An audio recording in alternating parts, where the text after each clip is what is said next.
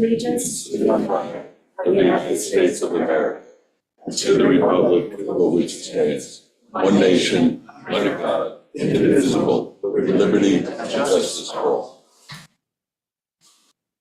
Do we have any correspondence that's not a public hearing? The public hearing, well, we have a request for adjournment for Pike. Request for an adjournment from Received from Farrell and Fritz, and the rest are regarding the public. So, yeah, the applicant has requested that we reconvene Pike to the next meeting, so that would be September 29th. So if anyone's here for Pike, you do not need to sit through this unless you want to. All right.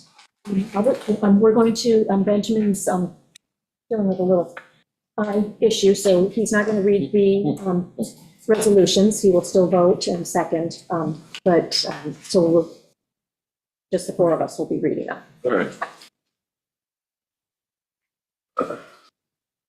Whereas in 2026, the town of Shelter Island expects to receive approximately $70,000 in federal community development block grant funds. These funds may be used and have been previously used for a variety of projects to be selected by local officials. Eligible activities include housing rehabilitation, public services, and public improvement projects. Now therefore be it resolved that a public hearing will be held at 6:04 p.m. prevailing time on the 29th day of September 2025 in the Shelter Island Town Hall, Shelter Island, New York, to hear citizens' views on the local community development needs to be met with these funds. So moved. Second, all in favor? Aye. Motion carried. Whereas Gordon Thompson, 8C Frederick Lane, has petitioned the town to remove and dispose of 101 feet of bulkhead facing an 11 feet western return, construct a new 101-foot bulkhead facing with 11 feet western return and a 6-foot eastern return for a total of 118 feet of bulkhead in kind in place. Now therefore be it resolved that pursuant to section 53-9 of the Code of the Town of Shelter Island, the town board hereby calls for a public hearing to be held at 6:02 prevailing time on the 20th day of October 2025 for all interested persons to be heard in favor of or in opposition to the proposed construction. So moved. Second, all in favor? Aye. Motion carried. Whereas Lynn Symes, 31 Peconic Avenue, has petitioned the town of Shelter Island for a wetlands permit to remove existing cesspool, plant plus or minus 32 feet wide native vegetative buffer, remove 214 square foot portion of shed decking, remove 429 square feet of decking adjacent to existing residence, all within the 75 foot of wetlands, reconstruct existing residence on existing foundation and first floor deck, replacing interior and exterior walls and roof, raise roof line 2.75 feet, remove existing chimney on south side of residence, construct 400 square feet of decking adjacent to residence, remove plus or minus 68 square feet shed, all within 75 to 100 foot of wetlands, remove 182 square feet of decking adjacent to existing residence, install 146 square foot covered entry for the existing residence, install IA septic system, install previous gravel driveway as per site plan, excuse me, submitted by Tri-State Planning Engineering and Land Surveying, PC, last revised July 24th, 2025. Now therefore be it resolved that pursuant to section 129-7 of the Code of the Town of Shelter Island, a public hearing will be held on the 20th day of October 20th at 6:04 p.m. prevailing time in the Shelter Island Town Hall, Shelter Island, New York, for all interested persons to be heard in favor of or in opposition to the proposed application. So moved. Second. All in favor? Aye. I'm done. Motion carried. Whereas Bethany Ortman and Kelly Baruch have submitted an outdoor assembly application for permission to hold a fall festival at the Shelter Island Community Center on October 4th, 2025, from 11 to 2 p.m. And whereas the school street will be closed for the duration of the event to ensure safety to all attendees, and whereas all required documents have been submitted and reviewed, and now therefore be it resolved that said request is hereby approved. So moved. Second. All in favor? Aye. Aye. Motion carried. Whereas Justin Coniaris has submitted an outdoor assembly application for permission to hold a wedding on Hay Beach on September 19th, 2026, from 5 p.m. to 7 p.m. And whereas all required documents have been submitted and reviewed, now therefore be it resolved that said request is hereby approved. So moved. Second? All in favor? Aye. Motion carried. Be resolved that Judith Lemansky is hereby appointed to serve as assessor for the town of Shelter Island for a term to expire on September 30th, 2031. So moved. Second, all in favor? Motion carried. Whereas a vacancy exists on the Board of Ethics, and whereas the town board has advertised and interviewed applicants, now therefore be it resolved that Lois Morris is hereby appointed to serve as a member of the Board of Ethics for a term to expire on September 1st, 2030. So moved. Second. All in favor? Aye. Motion carried. I'm thinking you're out, buddy. You're discounted, okay, today. I can't see it. All right. Whereas pursuant to Section 31H of the Public Offices Law, a town officer must sign and file a constitutional oath of office within 30 days after the term of office begins. And whereas Jennifer Payne was appointed to serve as a volunteer for the Highway Department for the year 2025, and Tim Sheehan was appointed to serve as a volunteer for the Recreational Department for the year 2025. And whereas the above-mentioned persons have not yet signed and filed said constitutional oath of office, and whereas the town board desires to have the aforementioned persons serve the town of Shelter Island in their designated capacities, now therefore be it resolved, the town board hereby appoints the aforementioned persons and their designated positions. So moved. Second. All in favor? Aye. Motion carried. Be resolved that Elizabeth Larson is hereby appointed to serve as part-time Justice Court Clerk, retroactive from August 15th, 2025 through August 29, 2025, for up to 20 hours per week to be paid $35.71 per hour.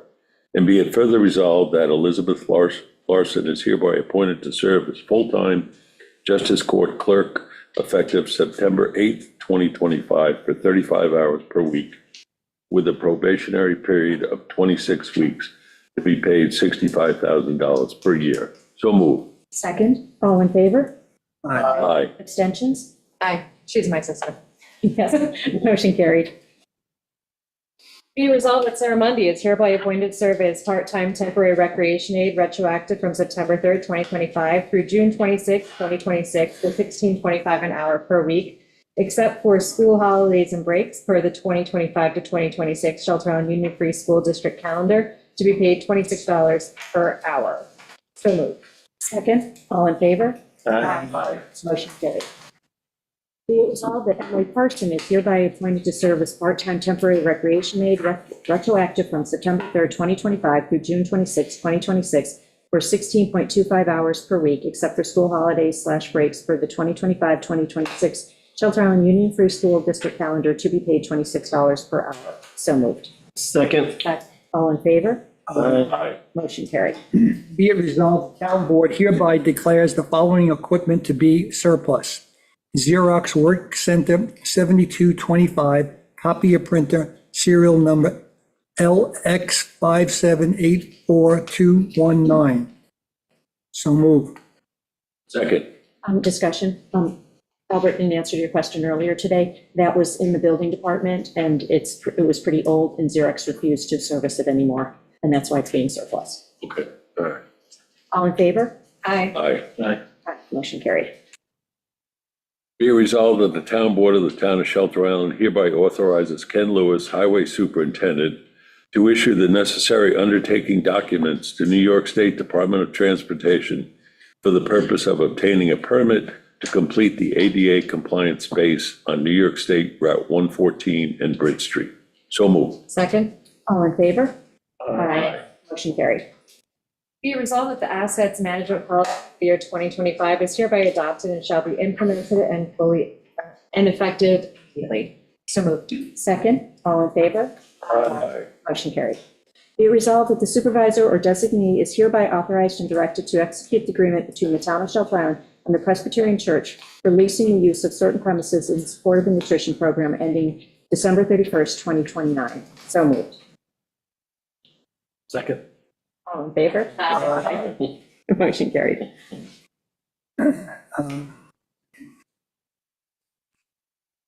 Be it resolved, the supervisor or the designee is hereby authorized and directed to execute an agreement between the town of Shelter Island and the Presbyterian Church for leasing the use of certain premises in support of the Recreation Department Children Program. So move. Second. All in favor? Aye. Motion carried. Whereas the Town of Shelter Island Recreation Department has received a generous donation for the purpose of sponsoring a Wednesday by the Water at Wades from the North Ferry Company Incorporated in the amount of $300. And whereas the receipt of these funds was not anticipated at the time of the 2025 budget preparation, now therefore be it resolved that the 2025 Revenue Code 8270511 miscellaneous donations is hereby increased by $300, and the 2025 Expense Code A7310.400 Youth Recreation Program is increased by $300. And be it further resolved that the Town Board and Recreation Department extend the gratitude to North Ferry Company Incorporated for their generous donation. So moved. Second. All in favor? Aye. Motion carried. Be resolved that the following 2025 budget modifications are hereby approved. $300 increase to 2025 A2705H revenue account to be funded by the check received from the Shelter Island Public Library Society for their contribution towards the Goat on a Boat puppet show, and a $300 increase to the A2025 A7310.400 Youth Recreation Programs expense account, and $4,029.41 increase to the 2025 A2770P preschool program reimbursement revenue account to be funded by the check received from the Shelter Island Early Childhood Learning Center for the September 2025 program, and an increase to the following expense accounts. $3,042 increase to A7020102 Recreation Aids, $232.71 increase to A9030.800 Social Security, $383.29 increase to A9010800 New York State Retirement, $29.51 increase to A9040.800 Workers' Compensation, $320 increase to A7020.408 Presbyterian Church Rent, and $21.90 increase to A1910.400 Unallocated Insurance. So moved. Second, discussion, just so the public understands on the preschool program that's being, the town is taking over this year, there will be no cost to the town running it. And this donation for the month of September came in from the Shelter Island Early Childhood Learning Center to fund the program for the month of September. And so that was where all of the monies are going for this. And so we'll be doing that on a monthly basis for as long as the program continues. So they're, just so people understand that we've taken it over just to make sure that this happens for the families that need the half-day, extra 3 hours of the program, but taxpayers are not paying for this. All in favor? Aye. Aye. Motion carried. Be it resolved that the following 2025 budget transfers are hereby approved, and there is half a page of budget transfers, which are on the town website as well as available at the town clerk's office if someone wants to read the details. So moved. Second.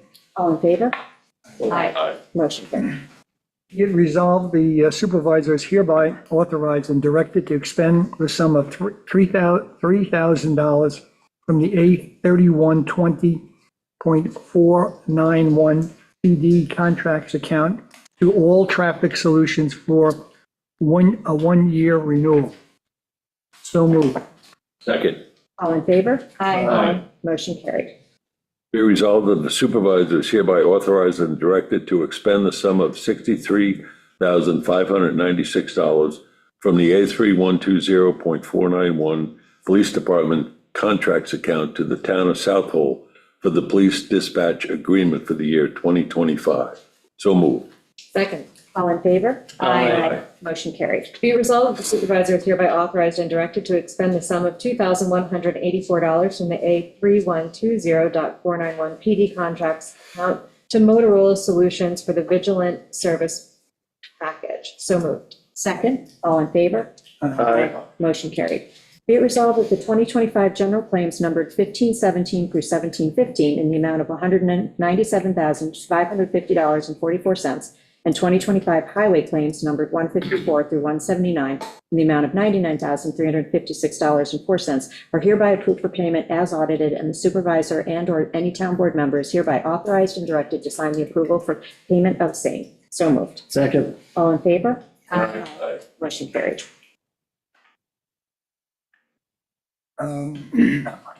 Whereas the Shelter Island Pilot Association has proposed a capital improvement project consisting of a professional application of a metal roof use preventive following an elastomeric coating. Whereas the total cost of the project is approximately $10,000, and the Shelter Island Pilots Association has committed to fully funding the project with no financial contribution required from the town, and now therefore be it resolved that the town board hereby approves the Pilots Association capital improvement project as described. So moved.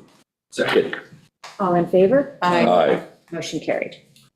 Be resolved that Dorothy Moorhead is hereby appointed to serve as a volunteer for the Recycling Center Goodie Pile area for the year 2025.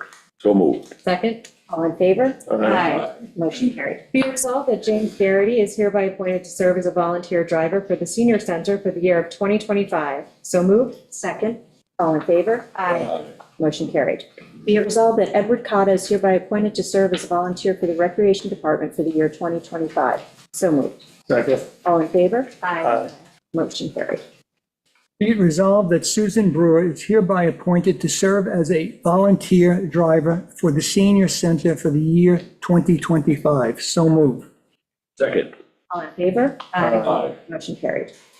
Be it resolved that Marie Bishko is hereby appointed to serve as a volunteer for the Senior Center for the year 2025. So moved. Second. All in favor? Aye. Motion carried.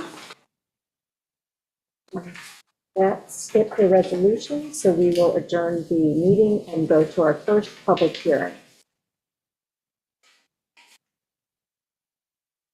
Application of Rhonda Green and Danik Freeman, 139 Ram Island Drive, to install 22 supporting pilings to the face of existing bulkhead. We have, yes, we do have a WMAC report. We do. Okay. You have it, I got it. I have, or, yeah, I have it.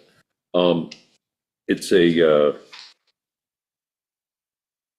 they're add sistering to the bulkhead, existing bulkhead, to strengthen it. Sistering pilings to the existing bulkhead, and the WMAC voted 7-0 to approve the application. Do we have anyone here to present on behalf of the applicant? Costello. No. Do we have anyone from the public who wishes to speak on this? Goodness.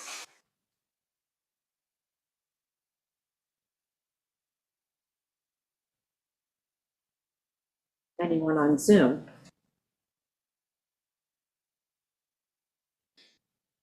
Did the board have any questions that we would have liked to ask, had someone been here to answer them? Yeah. Pretty straightforward.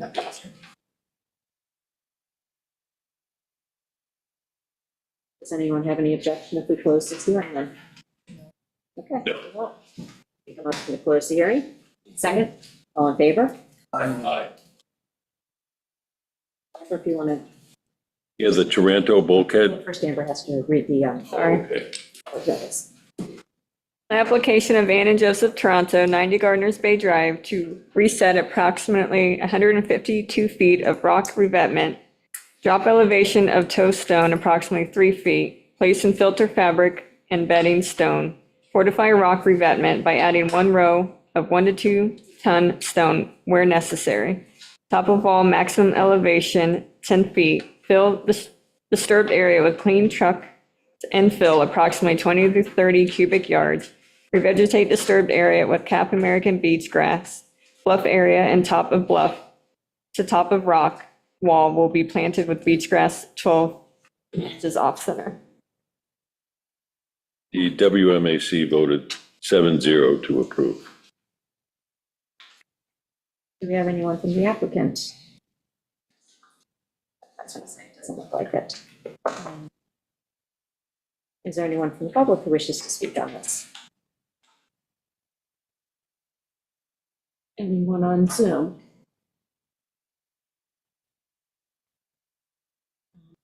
Does the board have any questions if we did have a representative here to answer them?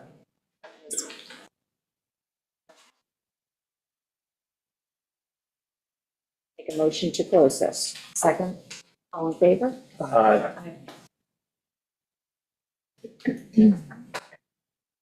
We have on the application of Harry and Kathy Titonis, 2 Charlie's Lane, to remove 16 piles and 192 square feet off the seaward end for the stationary dock, construct a 4-foot by 6-foot platform with a 3-foot by 12-foot aluminum ramp leading onto a 5-foot by 40-foot floating dock secured with 2 anchor piles. Supply and install 4 tile piles and add 6 fender piles as per plan submitted by Costello Marine, last revised 6/24/24 and approved by DEC 11/19/2024. We get, The WMAC considered the application, and Jack Costello, the contractor for the project, asked the WMAC to keep it open to evaluate further and discuss with the owner.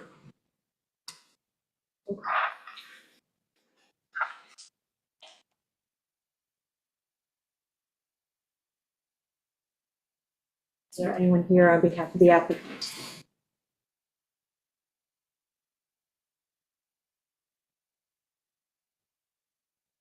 Anyone from the public who wishes to comment on this application? Anyone on Zoom?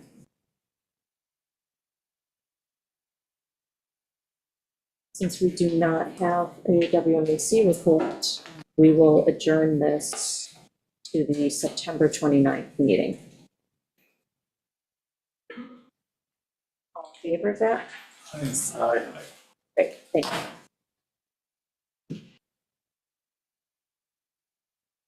Next on the agenda is to reconvene the Gardner's Bay Country Club site plan application.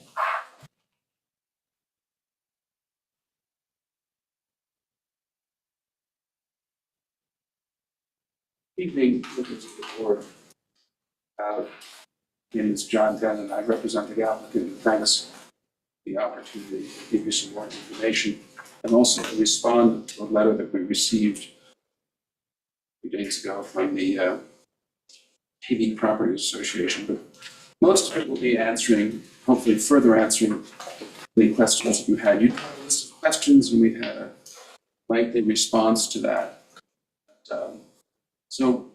With me here is Lou Bevilacqua, who's the president of the club. Also, Donald Reagan, who's on the board. The assistant general manager, Peter Moshovsky, is here. Ben Howell, who is the intendant, superintendent, should be with us via Zoom. This application's been before the board for some months now. It's, in my mind, a simple request for approval to construct a replacement pump house and install a cistern on an exempt irrigation system. The board did provide a list of questions to be addressed by the applicant, and correspondence dated August 26th, 2025, we submitted a response to all the questions raised. And this evening, although I submitted electronically, have hard copies to the board. We have a response to the submission made by the Paint Owners Association. So I'm going to talk a little bit about the Hay Beach Owners Association letter, but mostly I want to talk to you about what we think are the clear and environmental benefits of this application, this proposed adding of a cistern to an exempt irrigation system. That's your charge as steward of the town. We appreciate that charge. So we want to make it as easy as possible for you to understand and agree with us that this is actually an environmental benefit. That has been our position all along.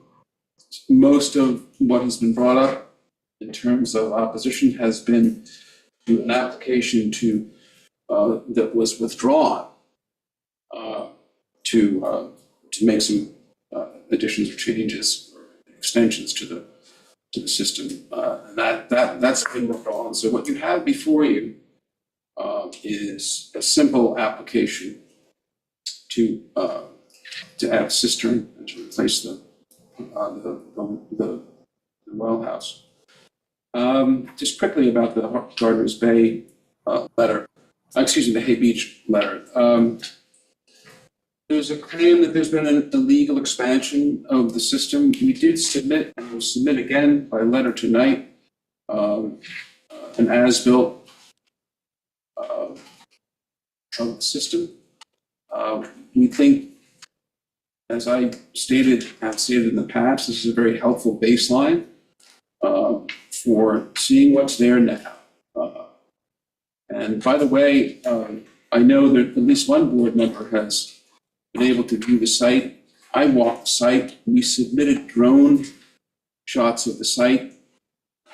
To suggest that Gardner's Bay has anything been other than religious about adherence to the limitations of the system, which is to water the tee boxes and the greens.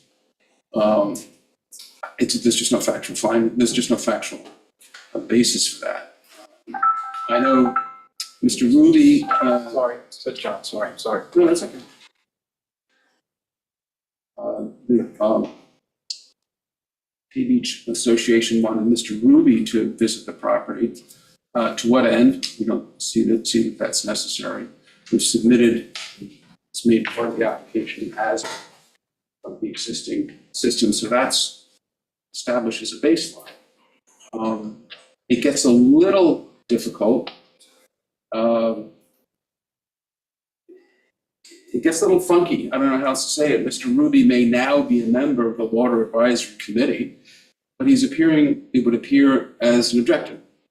So the board that he is now a member of did, by a memorandum dated March 6, state, WAC endorses the cistern and the pump house project because we believe that it will have a positive effect on the management resource by providing a storage buffer to allow the club to withdraw water in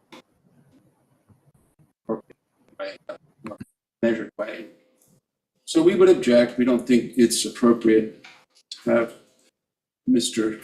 Ruby visit the site because he's appearing not as a member of the WAC, and that board has spoken. He's objected. However, obviously, the board, and I do believe some of the board members, some of the board members have visited the site. We did also provide aerial drone photography, and I think it would be hard for anyone to argue that we're not staying well within the very limited parameters of what we can irrigate. As a matter of fact, the board is allowed to irrigate the fairways with the 10th and the 18th holes, but we've decided not to do that because it just creates an imbalance. All of a sudden, you've got these holes that are playing in a totally different way than if anyone's played the course in the summer. It's interesting to see how the golf ball reacts when there is such little water on the course. And I bring that up not to talk about golf chatter, but just to let you know there's absolute proof that this is being religiously adhered to, these limitations. We respect the limitations. All we're trying to do is make that existing system more efficient. So we have not failed to arrange an inspection with the Hay Beach Property Owners Association. we don't see not only respectfully, we're not required to do that, but we don't see the need for it. We've given you a baseline once, and I just wanted to make sure so that everybody, if they didn't see it the last time, it's exhibit B, the letter that we handed up today, but it had been previously submitted.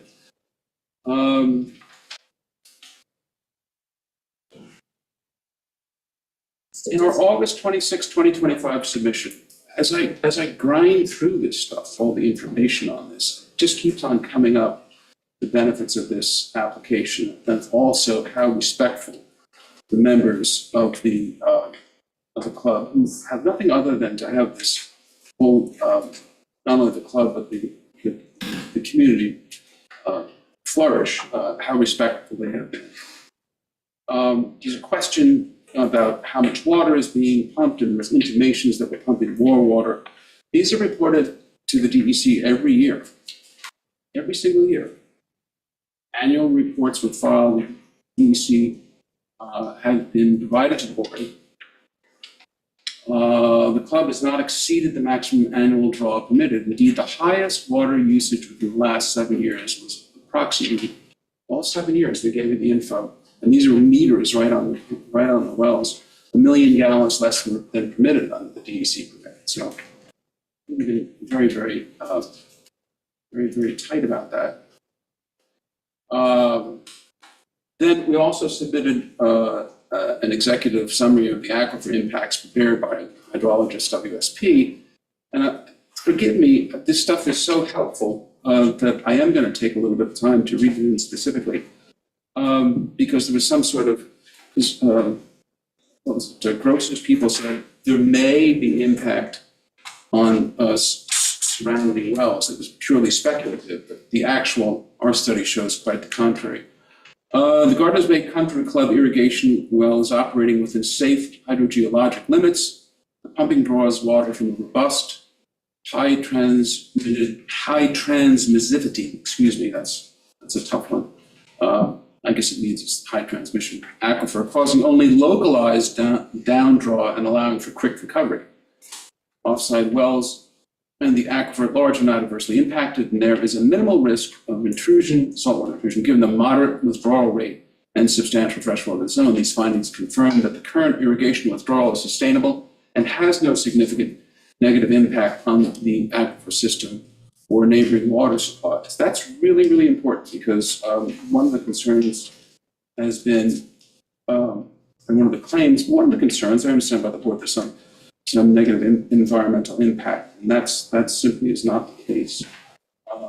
That has been demonstrated, and we wanted to hit that point right on.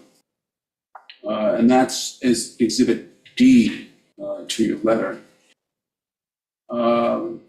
Water levels rebounded to 98% of the pre-pump level within 1 hour after pumping ceased. The drawdown impact was very localized. A monitor well only 19 feet away recorded a 1.7 foot drop, while another well 1,100 feet away showed no measurable change. These results indicate a highly transmissive and responsive aquifer with cone of depression confined near the well. There's science in the data is annexed. So the findings of the WSP USA are based upon testing and are not speculative like the comments that were raised by P.W. Grosser. Now, I think Grosser was just sending out, I've known Paul Grosser for 40 years, very skilled guy. I think one of the things he was doing, his firm was doing, is asking questions. Those questions have been resolved as far as we're concerned. Then Hay Beach Property Owners Association, in its September 5, 2025 letter, they were just parroting Paul Grosser's company's letter, was concerned about the what amount of water was going to go into the cistern. I think we've amply demonstrated that it's going to be 160 and 300 gallons with 3 feet of freeboard. Float switches will be installed that is tied to the club's computer monitoring system. So this is not, flying by the seat of our pants, trying very desperately, not only to stay within the limit, when we do stay within the limits of the permit, of our exempt permit, but we also trying to make it better. There was a suggestion that the cistern only be refilled at night, and that demonstrates candidly, I don't know how else to say it, but a lack of understanding of the benefit of the installation of the system, which the idea is to allow a slow draw of water to replenish the supply as opposed to running the well pump for an extended period of time. This also lessens, if not eliminates, any effect on any surrounding wells, which in any event is speculative. Our science proves that there is none. We had also previously submitted with the board correspondence from Paul Roche, Golf Course Irrigation Design and Consulting, confirming the following. I'm going to read this again because it's important that you put us to the job of demonstrating that there is no environmental impact. We're doing it with facts and considered statements, not speculation. So as Roche says, to better manage the water supply, an underground water storage vault was designed to hold well water. The cistern can be recharged between irrigation events, which allows the well to be operated intermittently, as opposed to continuously during an irrigation event. That's the whole idea of this. It allows all automatic irrigation events to occur overnight. That's important to increase system efficiency. Existing well and pump will supply the storage vault between irrigation events. And this is what is very important, because this guy is the guy, this guy Roche. He's golf course irrigation designer, so all over the country. Previously, without this, nightly watering starting at dusk could take up to 16 hours, which will be reduced, we hope, to under 6 hours by watering at night. There's less evaporative loss, and winds are typically significantly reduced, so there's less wind drift. So again, this isn't speculation, this is a study, expert opinion, not someone saying, I think that there's an environmental detriment, I want to get on the site and I want to see it, because, I mean, the only offered proof in this, Beach Property Owner Associations claim that there's been illegal expansion is that they can't get onto the property. Well, we've demonstrated what the baseline is. We've demonstrated, and your own law says it's exempt, and all we're trying to do is make the system better. The system provides the best way to manage the limited water supply and more forgiving on the demands of the well. With no evaporative loss or leakage, the volume can best be managed. You can't, somebody said, pump it at night. You can't fill the cistern and water at the same time. Then you're running irrigation instead of filling the cistern. So it can in turn be used, the cistern can be used at the optimum time. And I think a lot of that's been lost in the thought. It's a very, very basic thing that we're doing here, is trying to use this system more efficiently.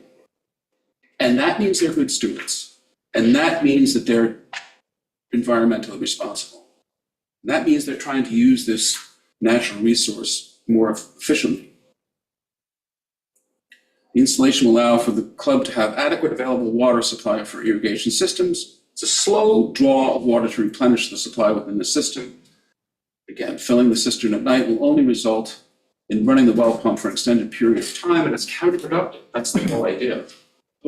I mean, to me, this was, and I know I'm the advocate, so I tend to view the positive aspects of an application, because that's what I'm supposed to do, but I'm also not blind to the negative aspects of any sort of application. And candidly, I can't find one. And I'm not saying that from, well, I am saying that from an advocacy point of view, but I candidly can't find one. You have an existing exempt system that you're trying to make more efficient. It's interesting. Remember, this is an exempt facility, but even with a grandfathered system, what your code says is that you can change or alter or amend that as long as you improve the efficiency of the system. And that's what I'm trying to do here. So it's exempt, but even if it was grandfathered as opposed to exempt, you can do stuff that improves the efficiency. I just candidly don't see anything that counters that. all grocers folks said it's, you know, it's an unlisted action. I just scratch my head about that. I sort of like a running, sort of a little pet peeve of mine when environmental consultants start becoming lawyers and telling people what type 2 actions are, and what unlisted actions are. They're not lawyers.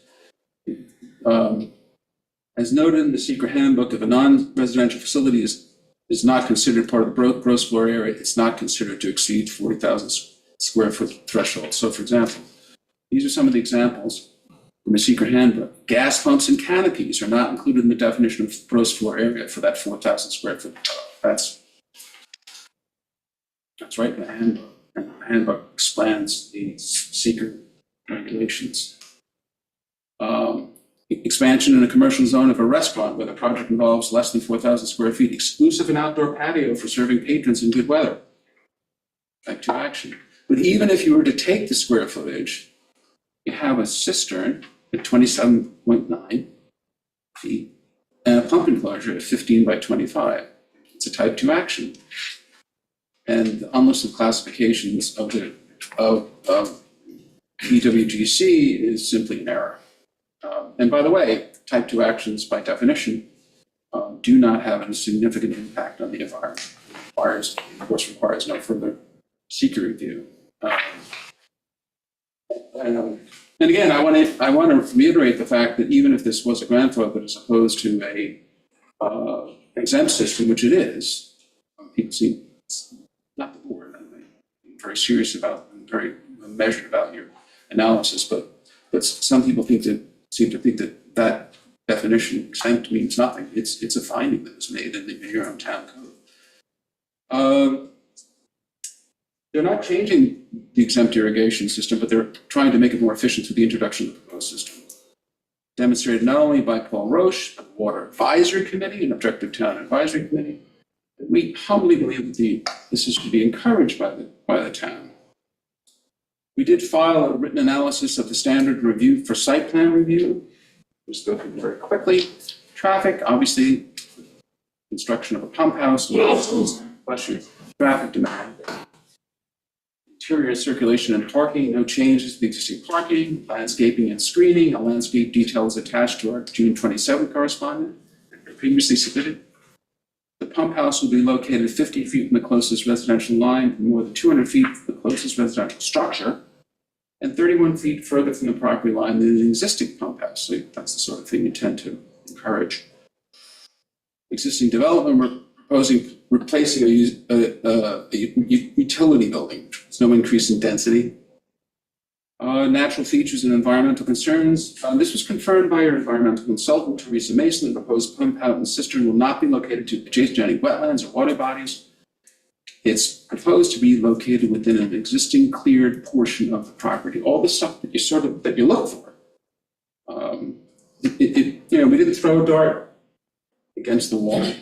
We cited this purposely. Cultural features, no cultural features have been identified other than, and I can't help myself with this, other than this fact that this has been an absolute wonderful asset to the community. Even if all the golf club did was its youth program, it would be an unbelievable community asset. Pavement, no additional pave areas are proposed. Lighting, spec for the lighting fixture was included in our June 27th correspondence. It's just a light fixture above the door for the pump house. Adequate drainage, if the building department wants any sort of additional drainage, we'll do it. That's more of the sort of thing on something like this that you leave to read Karen. So site disturbance is well under 1 acre and therefore SWIP won't be required. Some talk about public utilities as a grab all. In the code section, the existing irrigation system is exempt from regulation for the applicants proposing the cistern, which will provide for water storage, thus reducing the continuous draw by the existing well pump. No wastewater system is proposed. No public address or sound system is proposed, but we did include a sound analysis demonstrating that there will be no sound trespass from the well. This was included as Exhibit E to our correspondence of June 27, 2025. As Reed indicated in April 21 letter will be required to demonstrate compliance with the New York Energy Code before a building permit can be issued. Of course, we have to do that. We don't have any concerns about that because the sole proposed exterior light fixture will be located above the entrance door. It's an LED dark skies compliant fixture. Size of the property is more than adequate to accommodate this de minimis structure. I do want to further note that the town code specifically excludes underground tanks from the definitions of structures. So this has not been a fly-by-night, skeletal application. We've taken our responsibilities as an applicant to demonstrate adherence with the site plan aspects of the code, keeping this system within its exempt parameters and demonstrating it, and even giving you, I think, which is very helpful going forward, if there are any questions about what's there, an as-built. So that's the benchmark, that's the baseline, which is something you have that you didn't have. If the board wanted to make any sort of condition on this, that's fine, because that's what it is. It is what it is. So we're not suggesting anything other than that happen. I think Roger Haig, who designed the cistern, is online. I spoke to Mr. Haig. He doesn't have any input on groundwater hydrology. He can tell you how the system works. It's a holding tank, but you're more than happy to ask him about that. He's on it and bring him in. He is a supplier of systems. So any questions that you wanted to ask him, he's there if you want. I just don't know that he's going to be able to tell you anything other than the water gets pumped out of the well and held in the cistern. But anyway, he's there if you want to speak to him.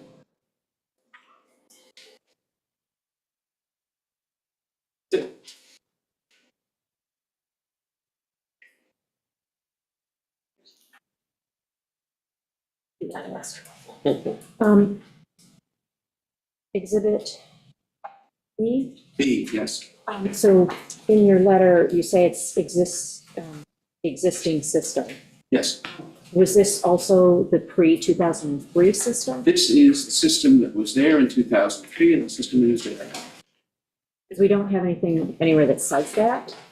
So I'll make that representation to you. also, could we get this overlaid onto a proper survey? Certainly. That way we- Make that a condition of the approval. I would certainly be more than happy with that.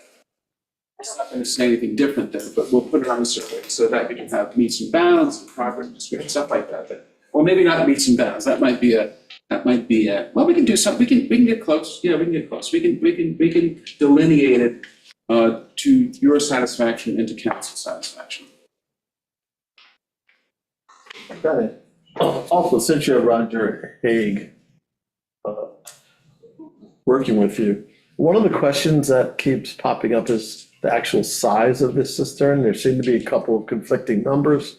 Could Mr. Haig, as part of the next step here, certify the size? Yeah, sure. Well, we have, candidly, and I may have not have read some other stuff, but we've been fairly clear about it. And I apologize if I wasn't aware of any challenge to that, but I'm not being facetious at all. I promise you. That's the first time I heard that. It's 37 feet by 49 feet. And we've agreed by reason of there was an actual term of art that a float switch will be installed. So I believe there's 3 feet of freeboard, and it'll be filled to 116,300 gallons. I think that's been, Mr. Stein, I think that's been in the record for a while, and I apologize if I didn't see any conflicting things. I wasn't aware of that. Oh, not a problem. If we'll certify that, that's good. I have a question, not necessarily Mr. Haig, but about the pump. So it's a 120 gallon per minute pump that's currently at the well, right? So the concept behind having the cistern is that it allows you to draw less rapidly from Yes. that well. So it's a variable speed pump. Do you know what the average pumping rate would be to fill the cistern? I don't know that. I can supply it. I do know that we pump about 1 million gallons less a year than we're allowed to. But we can supply that for you. Right, yeah, my thought was just that if the concept is that you're going to be able to pump slower to fill the cistern and then we can rapidly irrigate from the cistern without the rapid draw from the well, that's where the benefit comes in. So I'm just wondering if you could put that into, We'll get you that answer. I think it's Thank you. more I than think fair. that would help. Because that's what we're arguing, and that's what we're saying. It's would be. So it's what, I just want to make sure I have exactly what you want. You want the, just the rate at which you'll draw from the well to fill the cistern. I know it has the capacity to draw 120. It has the capacity for 120, but I think it's a variable speed, so I'm wondering if you would do it at a lower rate so that there's less possibility for upcoding, I guess is my question, Okay. what that rate might be. Because when we do residential applications, we oftentimes will put a flow limitation on what can be drawn, and so that's a possibility for a condition on this. Well, that's a little tough, if I may. I'm just being very direct with you. The state has given us the ability to pump 6,000 gallons. That's the well permit. That exists now. I'm not modifying that. So I would be hesitant to offer that. I'm just being very candid with you, Supervisor. My thought is that it hasn't been a problem to date with the pump that you have, but if it could be improved by using pump at a less high rate of draw, then it would be an added benefit that we might be able to explain to people. Let me get the answer for you on that. I think it's a perfectly fair inquiry. Thank you. Thank you. I mean, not that I have to tell you, but I think it is. I think it is. So it's a variable speed pump will be a lower rate of draw overall. Yeah, I mean, it might take a longer period of time, but at a slower rate of withdrawal, you're not going to have as much Okay. plumbing as the concept. Let me get the answer to that. Right.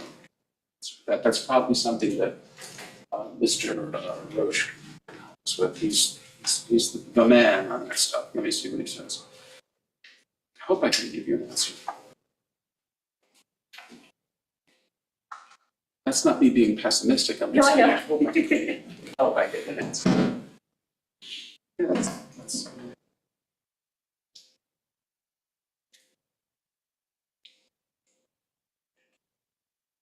So we answered the questions, and then we answered Kate Beach's questions. We only got it to you today because we only got that letter. I think it was on, today's Monday. I think we got it on Thursday or Friday. But we wanted to get to the response to as quickly as possible. I think it's a great application. I wouldn't. I've been doing this for a long time. I've been practicing in this island, amongst other municipalities. But this island in particular, about 30 years. I'm very proud of some of the work that I've done here. One of the proudest moments I've ever had was working with Plenovic's family to preserve that airport, but still get some fair number of lots for the family, working with St. Gabe's, in terms of the initial subdivision to provide some space. That's where our department does their chicken barbecue. Represent a lot of people. Been very happy to be a practitioner here.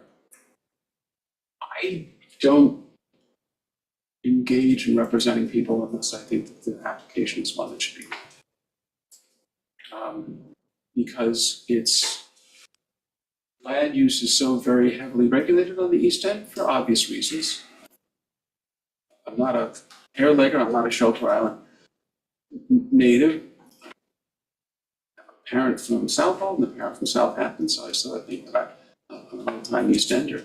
But, every municipality has its own, perks, and every municipality has its own culture, and I don't pretend to be able to be keyed into the local culture other than through representing people. I will tell you that when I'm sitting in my own village in Southampton, local boards, and I hear somebody say how long they've been coming out here, I'm like, oh my God, just my eyes roll. So I'm not trying to say that I understand the pushes and pulls and the various social and political aspects of what you struggle with. But I do think from an objective point of view that this is a good application. And I wouldn't be representing the club if I didn't think so. But so we get those answers, and One other question. One of the concerns of the neighbors, of course, is upcoding saltwater intrusion. And I know we just instituted a sample testing program for Goat Hill and the wells there. Would you be open to the town sampling water at Gardner's Bay once a year? Just to monitor. let me take that under advisement, if I may. I understand the question, but I certainly would have to confer with the board on that. I don't want to. In conjunction with that request, we have also asked the not-for-profit that runs Goat Hill, what applications they're putting on, so that we know what compounds and chemicals are in. So what pesticides, I never get this word right, surfactants? Surfactants, yeah. What's going on, so that when we look at these water tests, we can look to see whether or not there's any correlation. They don't, this is not, fertilization doesn't happen at the same time as the irrigation. We put that in the record. Yeah, I just, it's not, yeah. I thought it was coming out, but I wasn't sure about this. The water agents which allow for quicker evaporation. But I was very, very clear. I had this conversation with the applicant's council. We put it in one of the letters. I said, I'm going to stand up there and say, you don't fertilize and water at the same time. Don't make a liar out of me. So that's why it's in one of the letters. Because that's not what the system that goes on there. The wetting agents. Thank you. It's a wetting agent. Thank you. Yeah. Thank you. Which presumably aids the absorption. But I'm getting to the point where I'm out of my day job, so I shouldn't be testifying on some of this stuff. But anyway, yeah, sure. Let me talk to the board about that. So that'll be an annual testing. What would be the purpose of that, if I may? Just environmental, that we want to make sure that nothing's going on that is impacting water, the water that people in the surrounding areas are drinking. I don't think, and again, a little bit of knowledge is dangerous, but it's pretty much it's not in the center of the island, but it's not a situation like Silver Beach or Ram where you've had saltwater intrusion issues. But let me talk to the board and see what they think about that. That's okay with you folks.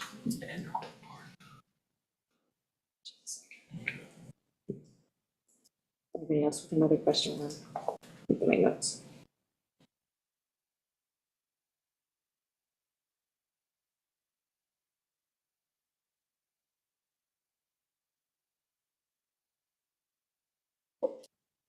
Well, also the effort to aid the town.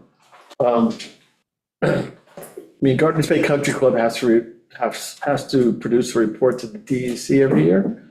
Would it be possible to also supply that same report, a copy of it, to the town rather than us chasing it? I don't see any problem with that. It's filed. It's probably subject to FOIL, so Really easy to find files in the state and the county. Being facetious. or just send a copy to you. I think I'm like 90% sure that shouldn't be an issue. Because if it's filed every year, that's where we got all this great data about the amount of pumping. Oh, yeah. Yeah. It's very hard sometimes to find things that are filed at the county level and the state level. Be much easier if you just sent it to us. EC report, copy to town. Didn't see an issue with that, but let me think about it for a little bit, but I don't see an issue with it. I don't know that there's anything proprietary there. It's something that is filed with the state agency, so, and I don't know that there would be anything confidential in there. So, that's, anyway, we'll take that under advisement, but that seems, I'm pretty close to a yes on that.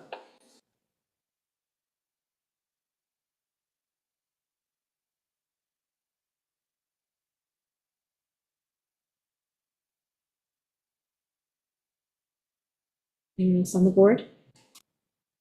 I can't help reminding you that, remember, I'm gonna try to accommodate this stuff, but this is exempt system. That means something. Well, it's exempt system to modify, but okay.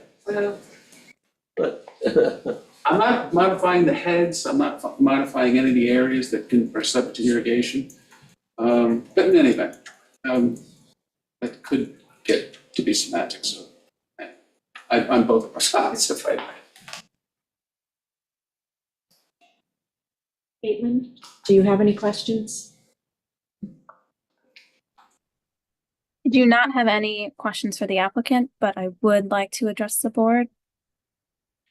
So this goes to the seeker classification.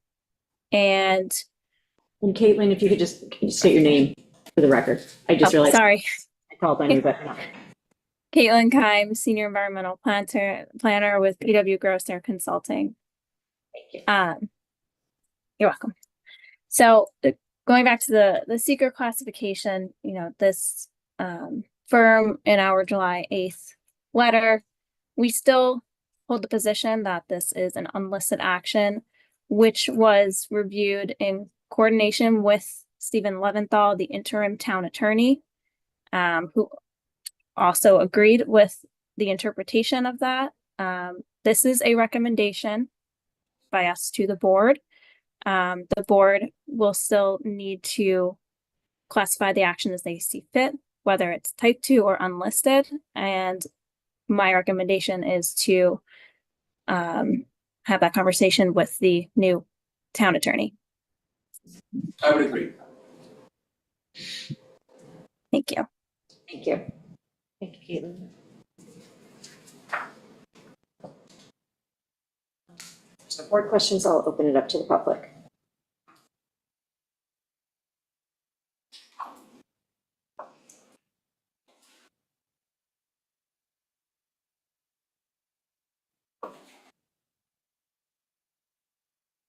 Albert D'Agostino, 30 Gardner Bay Drive, Shelter Island, New York. I appreciate the comments that I heard by way of background. I can tell you that for approximately 25 years, I served as the Chief Environmental Attorney for the County of Nassau. I'm a little confused. I understand the secret handbook comes out of DEC. People bandy it about as if it's gospel.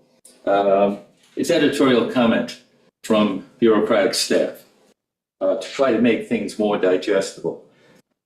The only thing that I would say is if there's an application before the board and the board has discretion, and I understand the exempt argument, but if the board has discretion, it's an action as defined by SECRA. And that's off the top of my head, it's either in 6-NYCRR 1 or 2, I think it's 2. And check the definition of an action. If it's an action, then you determine whether it's unlisted or not. I believe it is unlisted. And then you look at not will it have adverse or significant adverse environmental impact, but might it have one? And that's what you're looking at with if you require a full environmental impact statement. I'm not saying I'm opposed to this by any means, but I think it's got to be looked at very closely. My home is one of those that's between the golf club and Gardner's Bay. It is, and I take what council says with a great deal of faith, that it's unlikely. Unlikely is a big word. And I just think it should be looked at. There may be some tweaks to this. I'm not saying I'm opposed to it, but I'm not saying I'm in favor of it the way it's proposed. And by constantly relying on the exemption, we hear a lot about countervailing issues on this island.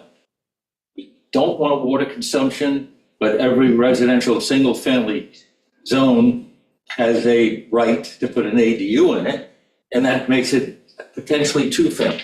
That leads to water consumption, that leads to effluent. And again, I'm not saying I'm opposed to it, I'm just analyzing it. So water consumption is a very important issue on the island.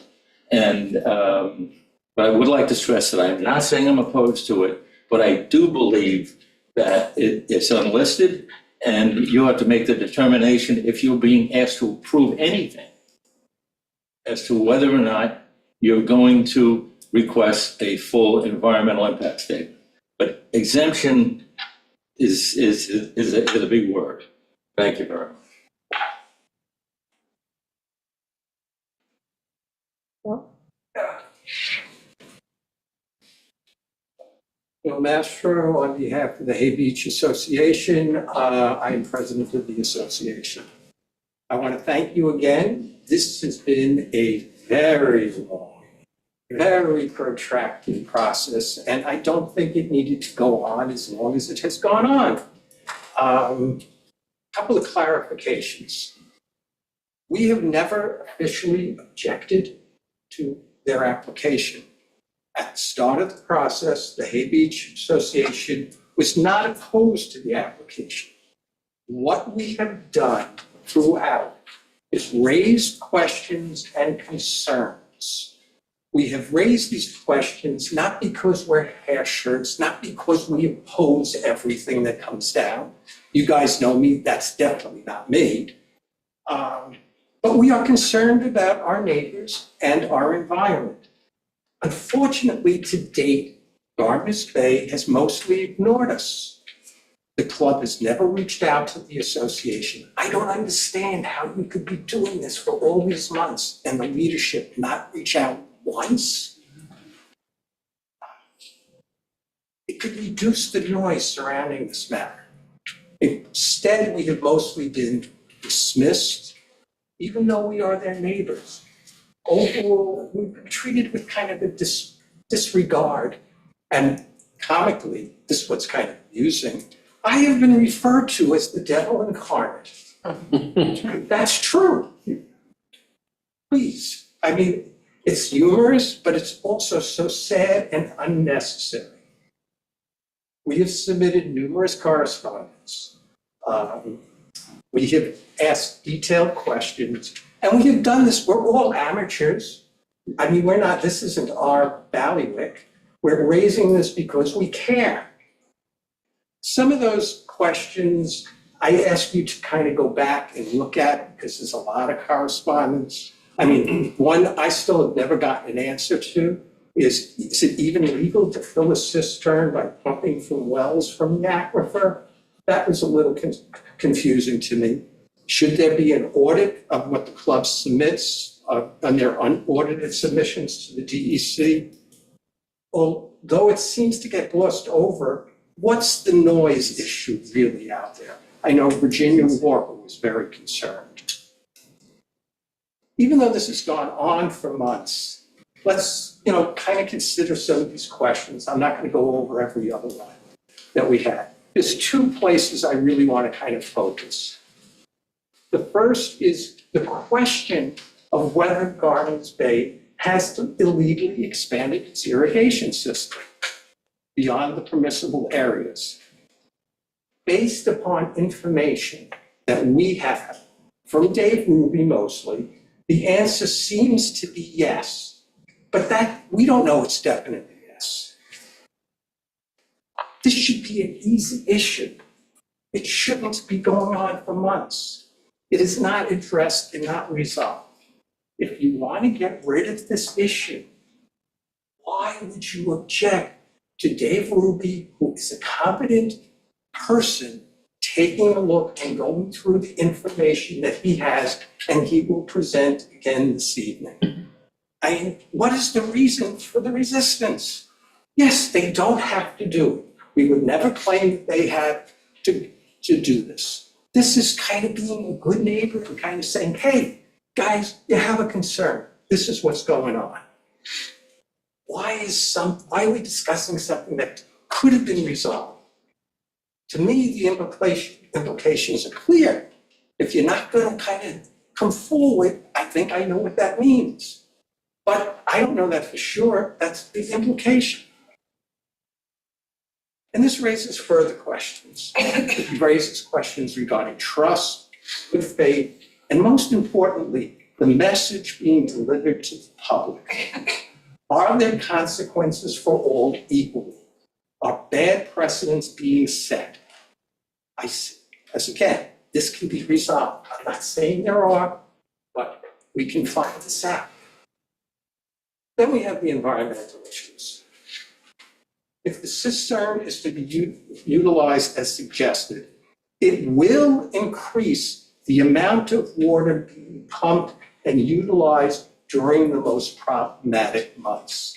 We're not saying it's going to put them over the 6 million, but it's going to make it so that they can pump out more water during those months. As an island that seemingly always is in a drought situation, we are now again. Is this something we want to say, hey, this is good, while we're telling people, cover your swimming pool, don't water your lawn? Brown lawns are sexy. I know he said that. I might have said that. Yeah. I know he said that. As I said, the club may still be within the allotted 6 million gallons, but the cistern is new. It is not part of what was there before. You have the right to see if this new thing that is being put in is going to have a negative environmental impact. That's, I think, your charge. We think the most important component to this, as we have said from the beginning, is to have an independent hydrogeologist take a look at it and whatever other experts are necessary. I'm sure all of their people are extremely competent, that they're top-notch, but they are not independent. They are being paid to do what has to be done to get this approved. And maybe it should be approved. But the best way to know is to get an independent expert. We asked them to do that back in February, and for the town to get it, and for them to pay for it. So far, they have said no. But at this point, it's kind of important enough that maybe the town should do this. And maybe the town should do this thinking about the totality here, which is that this cistern is just a step in a larger plan. Now, that plan hasn't been approved by the members of the club yet, but we know what the plan is. There's a 5-year plan out there. And some parts of it could be right, some parts of it could be problematic. This cistern could be the greatest thing that has ever happened. But shouldn't we be looking at it so that we can kind of see, does this do what's best for the town? So that if they are contemplating their future and what the club should look like, shouldn't we as a town be contemplating our future plans and whether this fits in and whether this hurts us environmentally? Even if we are only focused on the cistern, why would anyone not want the independent review? I don't get it. I really don't. At this point, we hope that the hearing would be closed. Not sure anymore, because there's a lot of these key issues that remain outstanding. Let's have an inspection, let's hire an independent environmentalist, and get this matter put to bed. I'm tired of coming here and talking about it. Thanks, guys.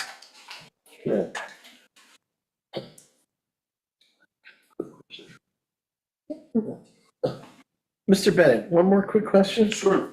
The submission that you just gave us, or it came by email earlier today, and I just got a hard copy now.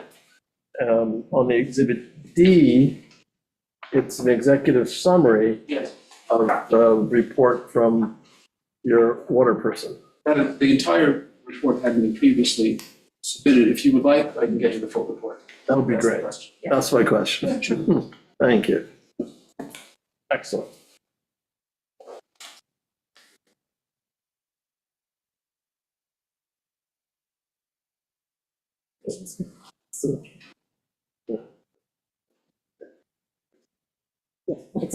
That's fine.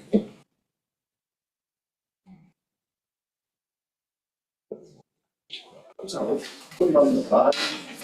Put somebody in the head. Don't really have a good place for this. Very Oh, right here.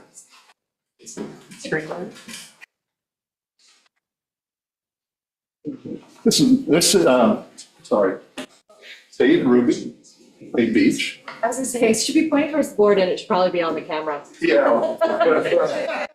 You know that. That's, I can't place it over there because it's not gonna face you Yeah, no. guys, but at least it'll be on screen. Yeah. I'd like to be able to see it, that's all. I won't be offended if you put it in front of me. You put it behind me and I can turn the pictures like Vanna White. I like to. No, put it over here. There you go, that's, Whatever. I was sitting over here, you have to put it over here. here, we put it on Amber's chair. Mr. Bennett. There we go. Now the camera can see it. There you go, now everybody.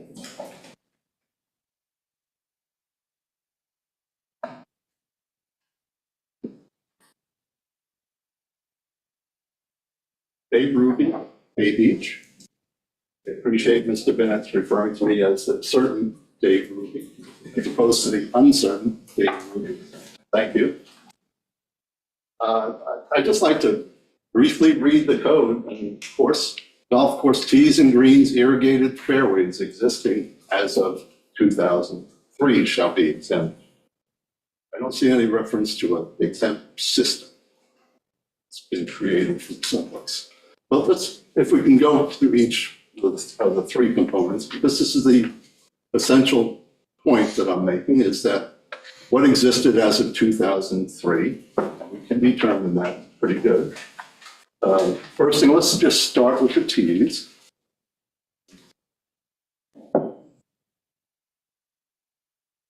Yes. This is my favorite golf hole, hole number 3. Thank you. Why is it your favorite? Because that's the one I can see from Dino Rock Village.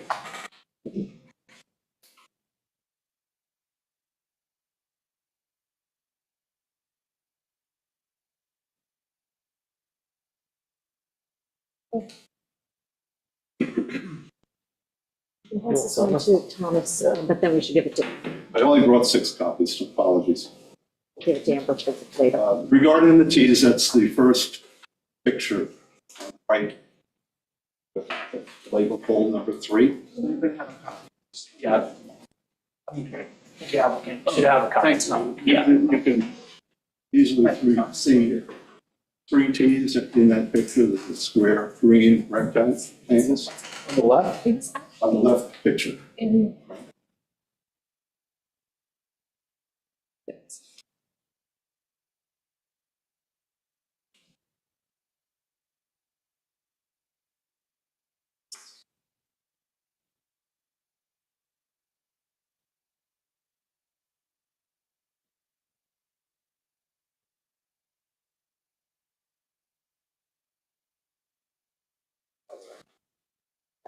You can continue that. I thought I had it in an earlier Well, picture. because the statement has been made that no tees have been added since 2003. On the next page, you can see the Fazio plan of what tees have been added. I've circled the notation about the groups of tees that were added in black. They point to, the lines are hard to see. I do have a larger diagram here.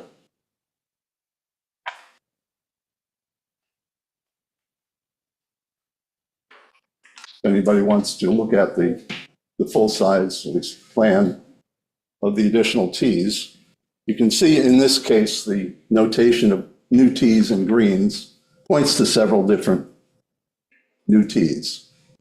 On hole 3, you can see that there are 2 new tees that were added under this plan last year or before, sometime, 2004 or 2005. And if you look at the circle of Fazio, it says that there were 49 new tees to be added under this plan. So that's perhaps conflict with the no new tees have been added since 2003. The reason, were they adding risk of being sexist ladies tees as opposed I don't know. They're forward tees. I don't know, but they're new tees, and they're all irrigated. So that's additional irrigation.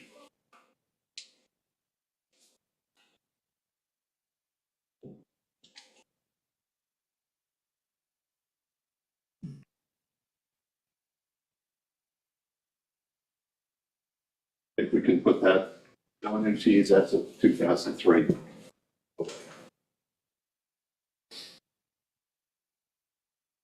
Second point is that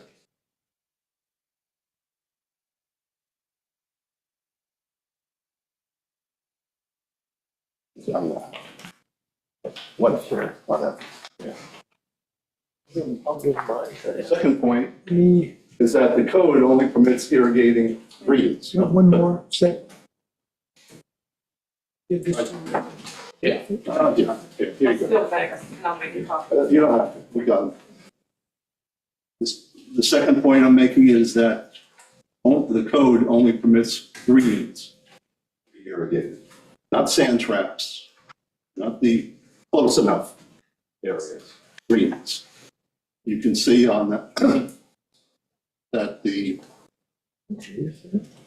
rotor, that's what the golf course sprinkler is called. Around the green, there are 2 rotors. One faces the green and the other faces away. So it's not irrigating the green. I would consider that a non-exempt component of their irrigation system.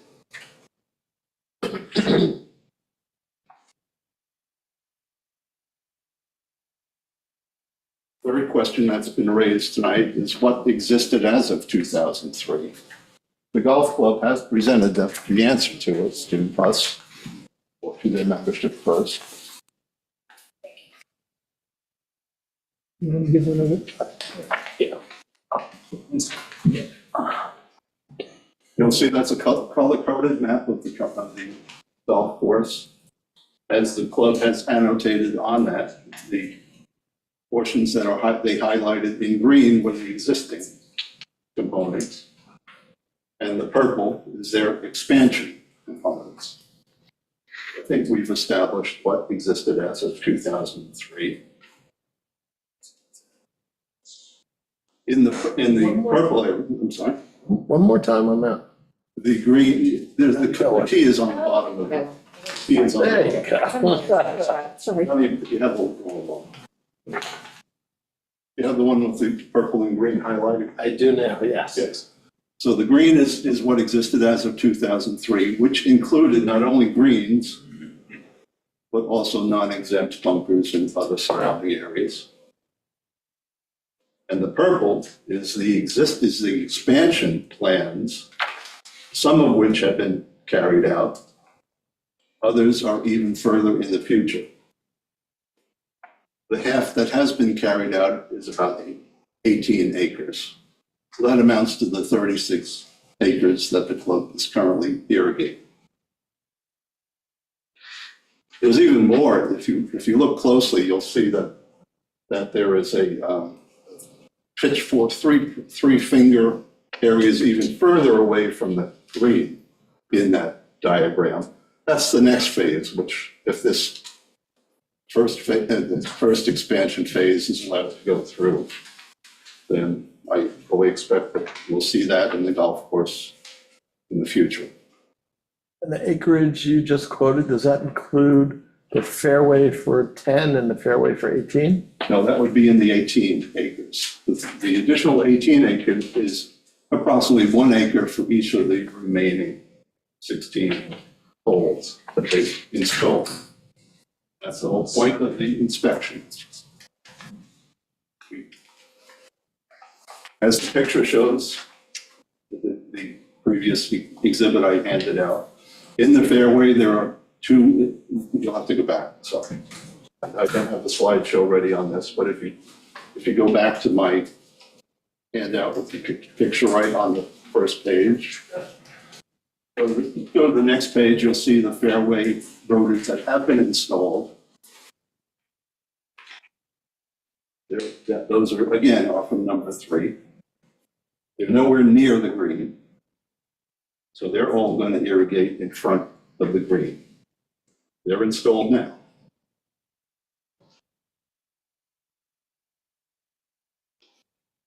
So if it's a question of,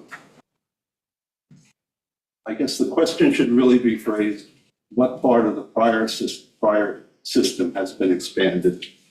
You're seeing what it is now.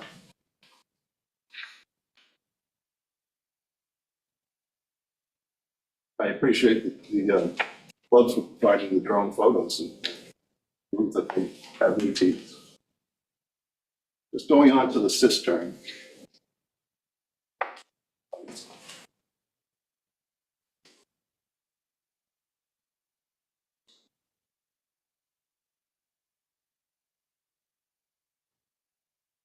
Can I speak from here? Is that going to work? Put my hands in front of you. The current system, or the current well system, excuse me, is taking care of 18 acres. It's the 5 horsepower pump. Sorry. I didn't give you the handout. Is that it, part of your handout? I'm sorry. That part of your handout? We had one up there. Yeah. It's not getting to it.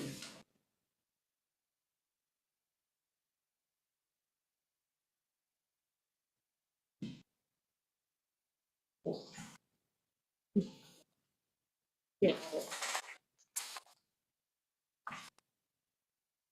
Copy for me.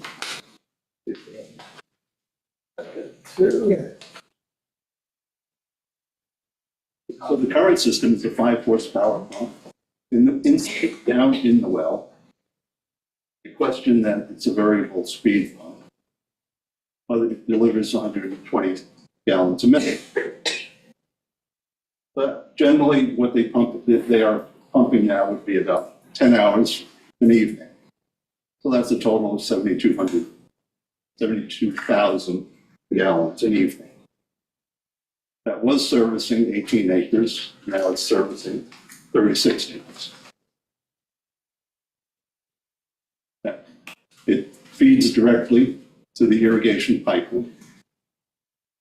And according to their consultant, Gulfwater, they generally tend to do 20 days a month, so the club doesn't irrigate on the weekends.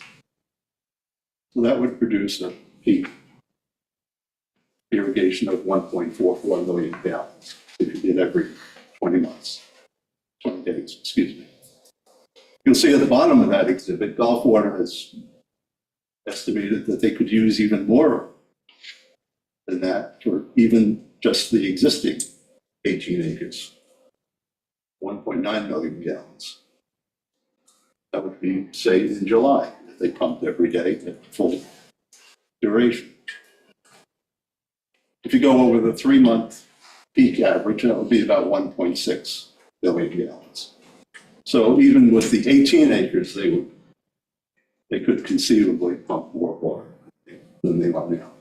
However, it gets worse if you put the cistern in. For that, they're going to use a 40 horsepower vertical turbine pump in the cistern and fill the cistern with the well. That turbine pump can extract water at 45,000 gallons an hour. I looked up a typical golf course irrigation pump, vertical turbine pump by Rainbird, and that's the same specification. The club has provided a 40 horsepower motor, so we're in agreement on the size of that pump. So that's going to in a irrigation cycle, extract the 116,000 gallon capacity of the cistern. And this corresponds generally to what they've said, the club has said, they intend to irrigate for 2 to 3 hours. So those numbers match very nicely. However, the big kahuna here is that the cistern is going to have to be filled from the well. And to fill a 116,000 gallon cistern, it's going to take 16 hours. That's not a shorter period, that's a longer period of time pumping from the well. So how the representations are made that this is a slow fill, I haven't been able to reconcile those numbers. The math is pretty clear, 116,000 gallons at 7,200 gallons is about 16 hours. So every time they empty the cistern, the well pump is going to run for 16 hours. Are you assuming that they're pumping the cistern dry every night? They have said that that would be the irrigation cycle. I don't think every night is going to happen. Probably, excuse me. Excuse me? We'll let You can come up later. Ruby, Dave, just keep talking. Sorry. No, they don't irrigate the same quantity every night. If it rains, they're not going to irrigate. Right. You know, neither would they do it now. So it varies with the irrigation demands of the course. However, now they're irrigating 36 acres, so I fully anticipate they're going to use more than 72,000 gallons at the peak period. Right, but both maths assume that you're pumping the cistern dry each night, right? Just so At the max, that would be the max. So if you pump it dry, you're going to need 16 hours to fill it again. That's the extreme example. How that squares with a slow fill, I can't do the math. So make it work.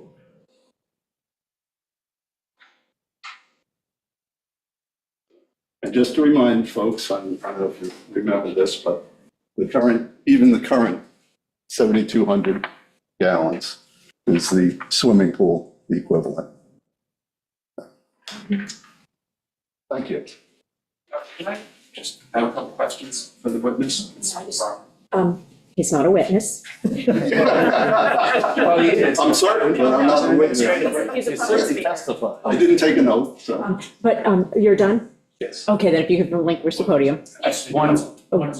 That document you just had, Oh, yeah. is that, That has come up before. Yeah, this is the equivalent of what a 72,000 gallon swim. So do you have more than one copy? now I'll gather. it's been in the record. But that's what that's how many pools they would fill in a month of July. It's been around before. If you're done, then relinquish the podium, and then Mr. Bennett, you wanted to speak next? Well, no, I had some questions. I think Paulson's. Well, no, just thanks a lot. Yeah, in public hearings, we just hear from people, and we don't have a back and forth between speakers. I could be wrong, but is the licensed engineer or land surveyor, has he gone on the property and measured these areas? He is just claiming 36 acres are now irrigated based upon what? Is he an expert in reading aerial photography? Is it the aerial photography even prove that? I mean, we'll respond in full, but these are the things that, you're just assuming, as is with truth, that there's been some expansion, right? Doubling the amount. So we'll respond in full. I just want to put that seed in your minds. Thank you. Is there anyone else in the fiscal audience who wishes to speak? Caitlin? And just Yes, identify yourself for the record, please. Caitlin Kime, Senior Environmental Planner at PW Grosser Consulting. So I just want to, address to the board that throughout this application, This firm has brought up certain concerns, and one of the concerns was that in our March 5th, 2025 letter that the cistern could put more of a daily strain on the aquifer when operating the pump house at full capacity, which would take 16 hours to fill if the country club planned to refill the cistern before the next nightly watering cycle. Throughout the site plan review process, the applicant submitted that a maximum cycle during the summer warm months is approximately 45 gallons per day. And the cistern, thus the cistern at full capacity of 116, 300 gallons would allow the club to water for 2 days with leftover gallons in the cistern. The applicant did note that the cistern would not be drained completely before refilling. Rather, the cistern is proposed to be refilled as water is used, so as not to have the well running for long periods of time and not place a strain on the well. So we have brought that up as a concern, and the applicant has responded, and this firm has no further concerns with regard to that comment on this application. Thank you. So you mentioned 45 gallons per hour? Is that what you meant? Per day.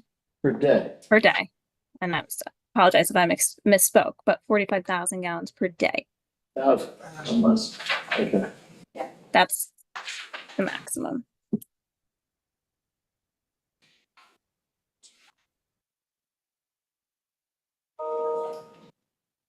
Anyone else? Anyone on Zoom? Dave?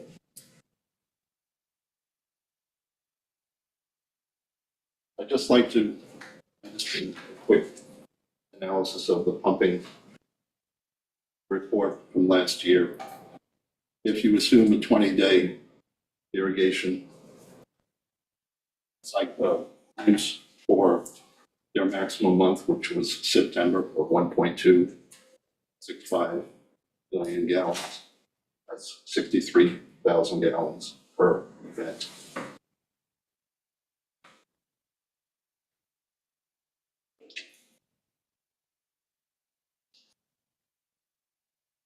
All right, if there's no further questions,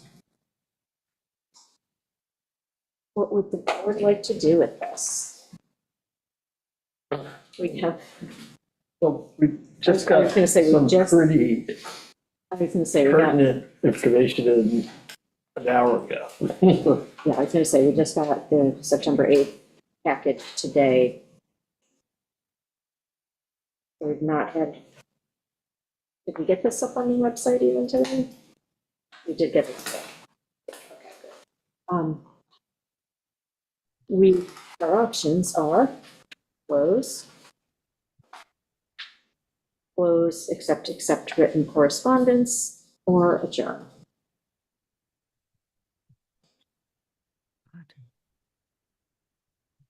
I would close and accept written correspondence for 2 weeks, but that's just, I mean, I don't know how much information like we're waiting on. My question about the pump, you know, since I didn't go back to open items, things we need. I really think we needed an inspection of the irrigation system as it exists on the course. The problem we have with that is, what are we comparing it to? Right, there's no We historical don't record. have anything in the building department, so we have asked for a statement that exhibit B, that this is the existing pre-2003, and have it overlaid onto a proper survey.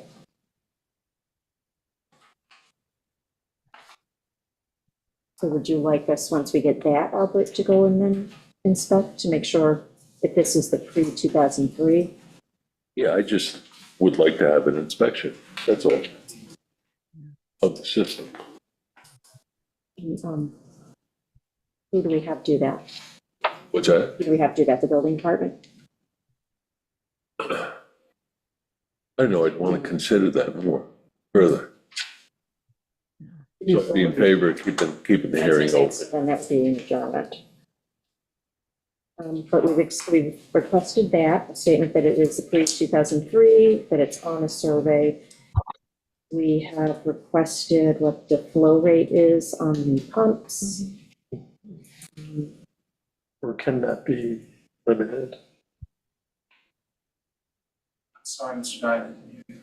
I was just, sorry, I was just trying to get clarification on what we're asking when it comes to the flow rate on the pumps. Are we just trying to establish what it is, or are we trying to figure out if we can limit that number? Well, no, I think Ms. Larson asked me what the rate of draw was. Right. We'll respond. Okay. I mean, we could put that restriction on. Yeah. And PW Grosser seems to be concerned about the rate of irrigation That's not right. per day. I heard a question not heard. Caitlin Caitlin can answer it again. Did you just say that you're concerned about the rate of irrigation per day? And you would like to see that? No, so this was in earlier, our reviews earlier, but we do not have any further concerns on that. You don't have any further concerns because? That's what she said. Well, I mean, you know, we have to remember here that sorry, let me get to my notes, that, you know, this well is permitted and registered with the DEC. The well has no restrictions or conditions placed on it, except that the club is limited to 6 million gallons per year capacity. We don't have concerns with regards to the that 45,000 gallons per day. That's coming out of the cistern, not the well. And as long as the club is underneath their 6 million gallons per year capacity, they have the right to irrigate as they need. And the, you know, I do want to note that the applicant has, you know, indicated that they do install best management practices when it comes to watering. So they're not going to water when it rains. There's a whole list that has been provided. And it is the opinion of this firm that we do not have further concerns with regards to the pumping capacity. As long as it's under 6 million gallons, you're okay. That's what she said. Correct. That is what they are permitted and registered with the DEC to do.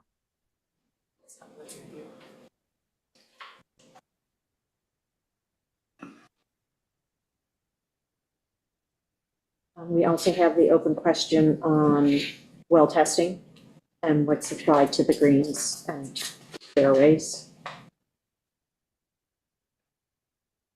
And we're also going to get the full report, not just the executive summary. And wetting agents. Yes, the wetting agents and the pesticides applied. Are we asking for a certification that they're not applying them through the cistern? I thought that had already been stated, but, They said they weren't fertilizing through the cistern. oh, but not the wetting agents. I have a question. Okay, just a moment. We'll call on you next, Virginia. No, you were first. So No, I made this- going back to the board, so I want to answer board questions There's first. fertilization that goes on. There was a concern before that the fertilization and the irrigation were happening in one. I just want to make sure that was the response. Yes. All the fertilizing is within acceptable standard practices, and best practices, I should say. But obviously, it's a golf course that gets fertilized. Yes, no, I think the fertigation piece, putting the fertilizers into the cistern. Specifically made that Yeah, question of the team, and he said, no, they don't do that. They don't. And the wetting agent is not applied through, will not be applied through the cistern? No, I think it probably will. I don't know that there was any identified issue with that. I don't remember any identified issue with the wetting agent. It helps absorption and thus the efficacy of the fertilization. And it hasn't been identified as having any negative environmental impact. There is a concern for groundwater contamination with surfactant use. I would have to respectfully see that keyed in study or concern that that is a recognized pollutant. Okay, I think that's a fair response, if I may, Mr. Dixon. I'll get it for you. Okay, great. First Caitlin and then Virginia. So I just want to state that in one of my prior comment letters, I did have a conversation with the DEC, and the DEC does not regulate surfactant use.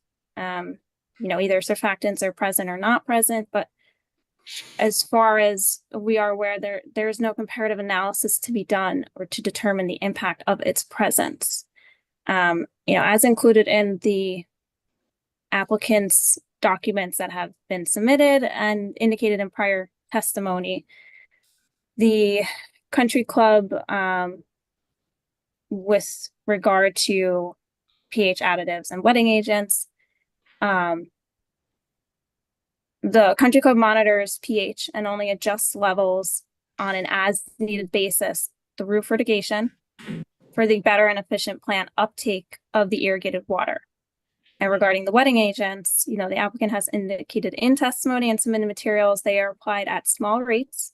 So it stays on top of the plant to reduce any soil penetration, and it's applied in increments of 2 to 4 weeks.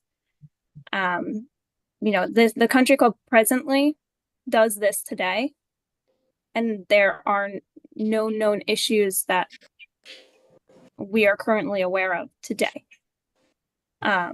So again, this well is permitted and registered with DEC. The well has no restrictions or conditions placed on it, except that it's limited to 6 million gallons per year capacity. And the application before the board is not changing such permit. So I do believe that if the town does have concerns, that it should be addressed to the DEC, but they do not regulate the surfactant use. Thank you. Virginia? Yes, I just wanted to say that I want to thank Bill Mastro and Dave Ruby for overcoming the resistance from the Gardner's Bay Country Club. And Gardner's Bay Country Club does not want to listen to us. They've been very, I would say, insolent towards the members of the Hay Beach community. And I think Dave Ruby and Bill Mastro have done a wonderful job of explaining the issues. I am very concerned that while all this is going on, isn't the Gardner's Bay Country Club still looking to use 6 million additional gallons of water over the 6 million they're already allotted? No. It's our understanding that application has not been submitted, and it's also not the application that is before us right now. No, I realize that, but I'm just wondering what their long-term goal is. Because right now they claim they're not using all 6 million, and yet they were making an application towards another 6 million. It's a little bit confusing. The cistern, I don't know how deep it is, but it's covered. And so it's very hard for the surrounding members of the community to know what's actually going on there. And I think we have to have some insight into what's happening there, of what's actually being put in the cistern and taken out from the cistern. Because it's covered. We won't be able to see what's in there. It's not like a swimming pool. I just think there's so many concerns here that the board should be aware of. And it affects the island-wide, because this aquifer that's in Hay Beach is very large, and any damage to that aquifer will affect other aspects of the remaining water use on Shelter Island. Thank you. Steve Jacobs?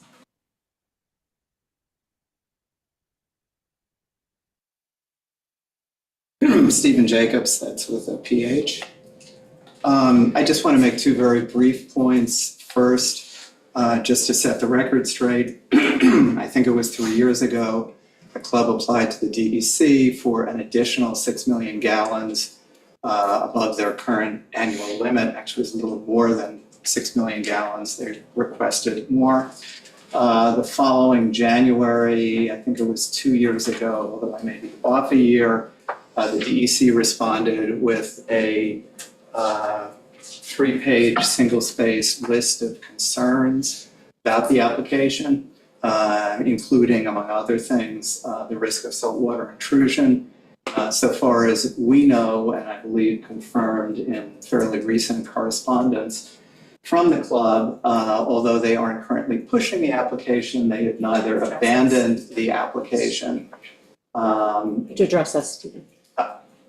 They have not currently pursued the application, but they have distinctly not abandoned the application. So it's still pending, and as Bill noted, the cistern is simply step one in a much bigger plan. The only other thing I wanted to say is with respect to an inspection. In our letters, we never suggested that Dave Ruby or anybody else who's been working with the Hay Beach folks there was any obligation to include them. But there are two good reasons why they should be included. One reason is to help get to the truth. As someone who spent decades litigating in various contexts, courts, appeals, arbitrations, always it was thought that the way to get to the truth with whether it was a judge or a neutral was to let both sides interact, give it their best shot, and that would make for a fuller presentation so that the trier of fact, and in this case, the town board, would have a more informed opportunity to get to the issues and to get to the truth. And I would respectfully submit that Dave, given his knowledge and the work he has done on this, can provide a perspective much more specific than probably anybody else in this room, looking at the actual piping, because the issue isn't what is the club watering now. The issue is, has the club illegally expanded its irrigation? And by irrigation, that means it's piping. So if they're not currently watering areas that are not exempt, so what? If they can still do it, that's illegal expansion. It's like if I got permission to add a room to my house, I said, oh, you know what? Why don't I try to get away? Well, I'm going to build a third floor. And if the building principal said, wait a second, you can't do that. Could I say, well, I'm just not going to use the third floor? I just don't think that will fly. And the other reason why I would respectfully suggest that it makes sense, both for the town board and frankly for the club, to include Dave in an inspection is to give the result credibility. Because as the last speaker indicated, the Hay Beach community has significant concerns and feels that it's really not being addressed in an appropriate manner. And I guess just a third point, this really isn't just a dispute between Country Club and the neighbors. These issues have broader application and considerations that the town board should be thinking about. One is, what are the consequences if an applicant, even a very important and generally respected applicant, goes ahead without permission and does something that's not permitted by the town code? If the board looks the other way, how can it not look the other way in innumerable other situations? And the other point is, on the environmental side, and in terms of the back and forth on SECRA, I was interested to hear that not just Grosser, but also the prior town attorney came out differently from Mr. Bennett, and new attorney, obviously. We'll look at that. But this isn't just about whether there's going to be saltwater intrusion in Hay Beach along the shore. Question is, or a question is, what is the effect island-wide, if any, as a result of what they are now trying to do, the pumping, which would allow much greater pumping in sensitive periods of time, and the bigger plan that would, for which, as Bill said, this would just be the first step. Thank you.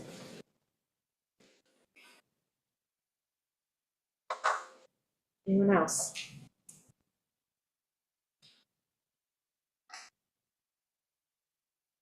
Okay, so we have one board member saying adjourn, another saying keep open for written correspondence. Materials that got handed up, I think the applicant needs a chance to respond. So adjourn. Yeah, I think we're heading Yeah. towards adjournment. Yeah. I emailed PDF to you, Mr. Bennett. Probably, because if it's only, what? I was gonna say our what are the next- options? Because I don't wanna, I wanna get this stuff to you as quickly as I can, like the answers we got to, at least I think it was 7 or 8 days before, a little bit before. The only reason I delivered what I did tonight was because I got a letter from the Hay Beach Association on Friday. So September 29th is our next, and the one after that is October 20th. Well, let's do September, 29th, 3 weeks from today. all right, let's do the 29th, that's okay. Can we move forward and schedule an inspection? No. Any of the town board members are happy. No? The town board members are happy, I'm willing to have town board members come and inspect the site at any time. I know one town board member has already been there, but I am not going to have an objected. That's not the way the public hearing process works. Mr. Dixon, if you as a town board member want to come and visit the property, we'll arrange that. If anybody else on the town board wants to come and visit the property, we'll arrange that. There's no question about that, but that's just not the way the process works. I don't have to let an objective become. Do you have If I may, and just please let me finish. The way the process works is you have a structure for this. You have a structure, you have a public hearing, and if people have, and the applicant presents their case. Before, I'm interrupting you. My question is, can we have somebody that we deem fit? That knows irrigation system, somebody that we trust as an expert. Well, I would object to Mr. Ruby because he's shown himself as not independent. He's an objector. And he has this imprimatur now as a member of a board that has already previously said that they're okay with this application. So I think there's some real propriety issues there. So I think Mr. Dixon's asking if we have someone other than Mr. Ruby that we feel comfortable with. I think that's always within your purview. So you're amenable to that? The club will be amenable to that? I'd like to know who you want to bring there to make sure that it's not just somebody who's going to be an objectant without any sort of, ability to look at this objectively. Yeah, I'd like to know who you want to bring in there. Sure. Yeah, well, as I've said, you're all invited to come. And so if you want to have someone who can help you as long as they're objective, I think you already have, you've heard the testimony from Gross's office, but if you want to come in and look at it, I have no problem with that. I'd just like to know who you want. I'm thinking if we're going to bring in somebody, a consultant who has an irrigation background, 3 weeks is probably not adequate for us to find, hire, and bring that person on board. I guess the question is, what are you looking for that consultant to give you? I guess, let me back up a little bit. What are you trying to determine or analyze? If there's been an expansion of the irrigation system. I know you deny it continually. I just like to see it. I think we would like to know. What is your Has there been an baseline? expansion? What's your baseline going to be? Well, the If they're immediately, without going there, to see that Ts have been created Okay, you don't. That but weren't then there You don't need an irrigation. in their irrigation. You don't need They're an irrigated. irrigation expert to make that determination. I'd like to make an inspection, that's all. I'd like to schedule it, that's all. All right, so then we'll do September Okay. 29th, and if we can't get our act together, we will Yeah. notify you. Of course, of course. We have more public comment. More? Yeah, there's two. Yes, okay, I saw Mr. D'Agostino, your hand first, and then Mr. Maestro.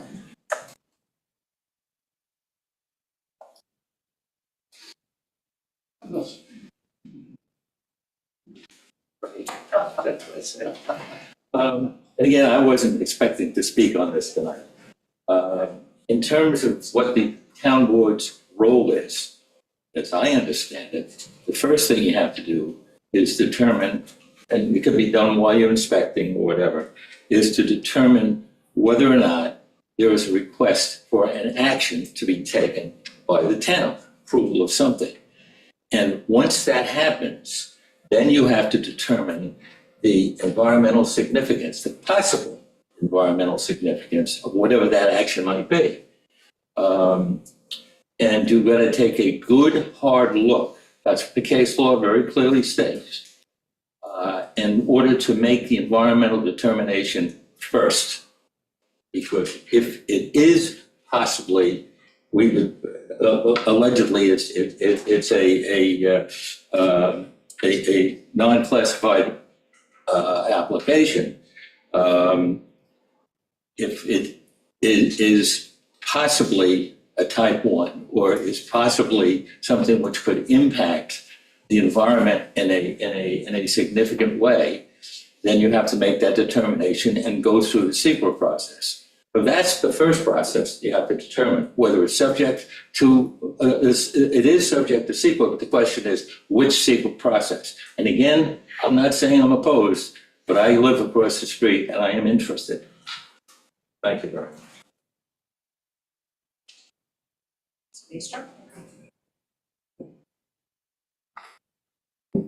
This isn't, I'm not going to speak to any of the substance at the moment. I'm speaking to September 29th. There have been a number of adjournments along the way. I've been involved since the beginning.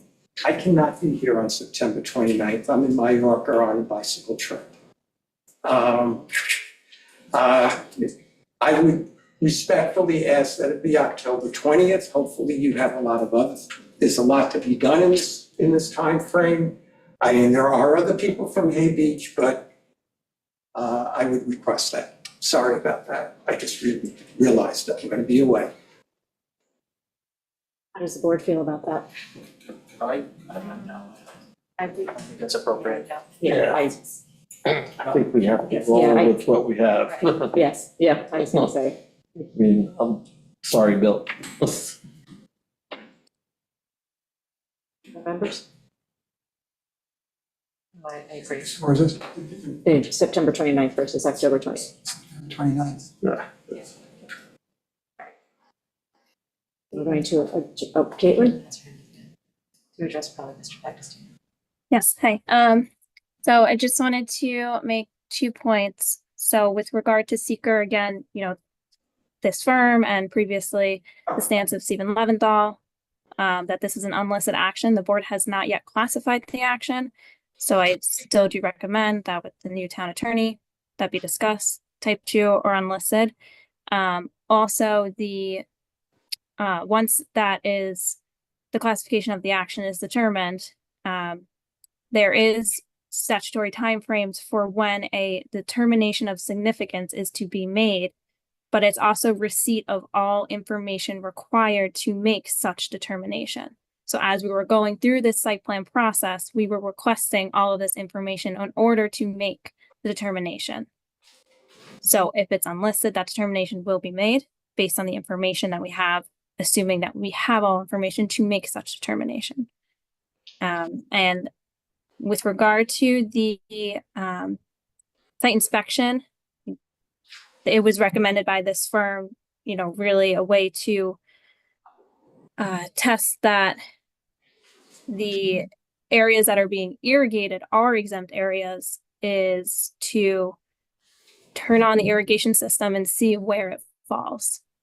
So, and just getting somebody out there, you know, we said maybe somebody from the building department, obviously the town board can figure out who would be the best person to go, but that might be the easiest and simplest way to look at it, turn it on, look at it. So that's my recommendation.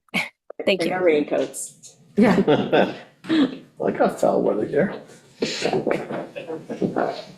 Thank you, Caitlin. The reason we haven't responded to any of these requests regarding seekers is because this is unequivocally, regardless of what Mr. Leventhal says, whose primary expertise is ethics. He touts himself as an ethics lawyer. But in any event, I'm going to read you not from the seeker handbook, but I'm going to read you from the New York State DEC regulations regarding type 2 actions, which mean you don't doesn't require any further environmental review. This is verbatim: construction or expansion of a primary or accessory / pertinent non-residential structure or facility involving less than 4,000 square feet of gross floor area, and not involving a change in zoning or a use variance inconsistent with local land use controls, but not radio communications or microwave transmission facilities. So they take that out of their two actions. Okay, we've given you the size of the cistern, and all told, it doesn't create more than 4,000 square feet in footprint. We've given you examples that where it's been found within the type 2 exemptions, gas pumps and canopies, not included in the definition of gross floor area. Expansion of a restaurant where the project involved less than 4,000 square feet interior area, exclusive an outdoor patio for serving patrons in good weather. These type of small actions are not, in the words of the generic environmental impact statement that the DEC promulgated when they reviewed and established these lists of type 2 actions, they do not, quote, involve seekers' broader environmental concerns. And contrary to Mr. D'Agostino's comments about if you have discretion, it is a type 2, it cannot be a type 2 action. As your counsel will inform you, that's simply wrong. The question, type 2 actions don't deal with, the list doesn't deal with whether or not you have discretion. It deals with the type of activity. I'll give you the best example of that, which are, as you know, the Zoning Board of Appeals has wide discretion in granting variances as long as they follow their own precedent. And that clearly is an element of discretion, but lot line variances are specifically called a type 2 action. So I think that, well, I'll provide some more information to Mr. Crouch on this. It's an issue that I've litigated, and I'm quite confident that this is a type 2 action. And that's why we didn't supply anything, because I didn't want anyone to think that they were agreeing that it was anything other than a type 2 action. As in terms of a type 1 action, I mean, that's just an absurd claim. There's a whole list of what are type 1 actions, and this doesn't fall anywhere near. You know what's a type 1 action? 50 homes that are not hooked up to both a public sewer and public water. That's a type of a type 1 action. So this is nowhere near that. But thank you for the additional ability to comment on SEQR. Thank you. I don't have anything else, but thank you for your turn as well. So we will adjourn this to September 29th. Thank you. I have more public hearings to get through, so for those of you leaving, if you could do so quietly and take in conversations outside of the building so that we can continue our work. No,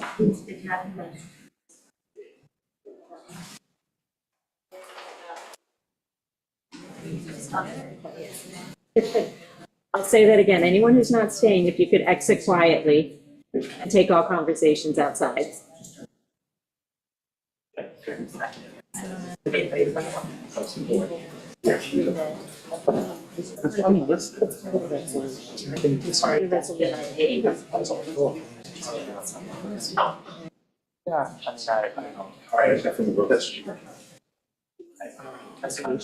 Hi, you guys. Hello, Patricia. My father ran a golf course and now I'm irrigating. This is fascinating. We wouldn't be here if it was okay. We'd be watching the bears. But you guys. We're going to reconvene the public hearing for Grady Riley Gardens. Give me a second to switch gears, I think. My Grady Riley, I know. One of the things that we adjourned for was to hear from the ZBA whether or not this required special permit. No, No, whether or okay. not they needed to weigh in on the site plan. They were trying, yeah, trying to know, yeah. They said no, but they haven't written us their letter yet. Yeah. The ZBA hearing, they said they weren't picking it up. Right. Not together. No, No. they're not. One of the other things that we know that we requested was that the existing sanitary system be evaluated and certified by a New York State licensed professional engineer. I don't know if that was done yet.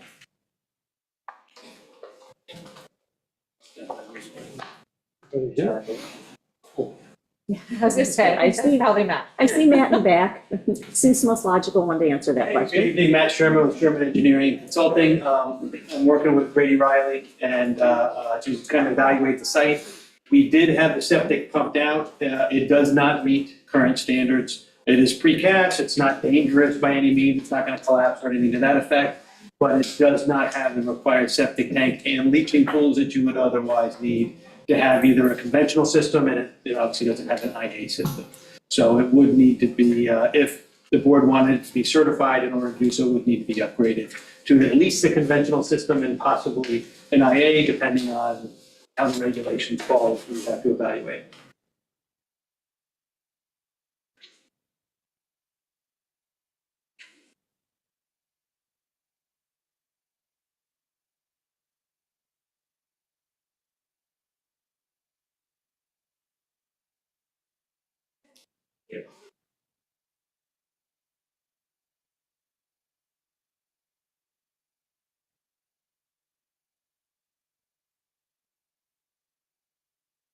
Did this, I guess information for the report. Did they give a reason why they weren't taking this up?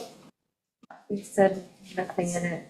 Yeah, I was gonna say, their ZBA liaisons. Yeah. They said nothing in the site plan review, in the Conditional conditions, standards of the review. standards met their jurisdiction, I guess. is the word I use. Yeah. Yeah. Okay. And actually, prior town attorneys have said that the way our code is written and the fact that ZBA is supposed to be sitting in on pre-conferences, that there is a conflict that exists that they shouldn't be weighing in on these. Okay. Because they're actually the relief valve. Yeah. Yeah. So they shouldn't weigh in on this application because it could get appealed to them. So they shouldn't be, is what we've been told in the past. They So when shouldn't we- be part of the process. Yeah, so when we redo our site plan review, which I guess is in the drafting stage, that needs to be fixed. So the issues we're looking at are septic and shielding from neighbors? I have a question for Matt. Sorry, Matt, I'm gonna have you come back up. Is anything that Grady Riley's doing on this site triggering the health department to get involved and Not in and of request? What the health department does, without getting into too much of the weeds, but what they do for a commercial or a non-residential property, they've got two categories. Single-family residential properties and non-single-family residential properties. So for a single-family residential, it's a straight-up 300 gallons per day per acre, everything's good.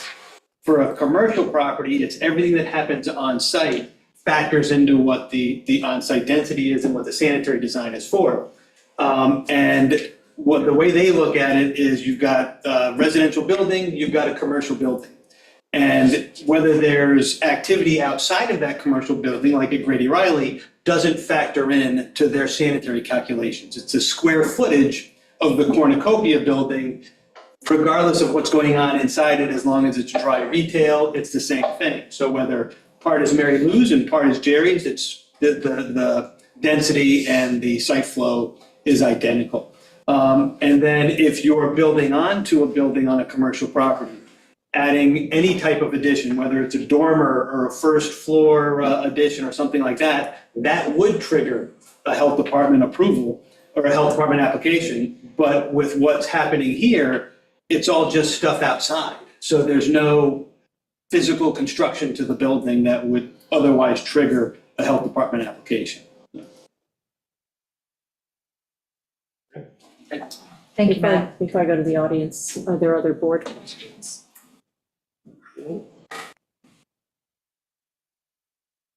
Mr. D'Agostino, you had your hand raised? I have a number of questions. The first question is I'm still not sure why there was a referral to the zoning board. As you're probably aware, the zoning board refused to allow me to speak. In addition, what I was trying to tell them is that there is a dispute over the zoning. That's one item. Going to the certification of the sewage, my understanding is that the septic system is not on the subject property. It's an easement on the adjacent property, which is a Leon restaurant.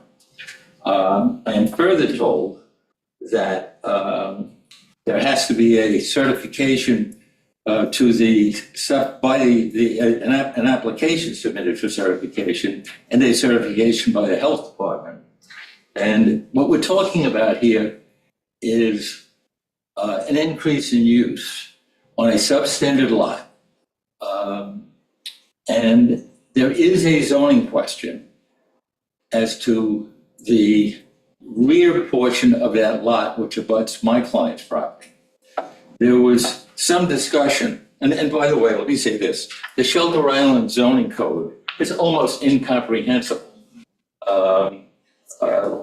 I've been doing this for 55 years and I have never seen anything like it. If I wasn't as old as I am, I wouldn't be able to figure out the now or formerly references, because I knew many of the formalies. This property is supposed to be 40,000 square feet. It's non-conforming in size.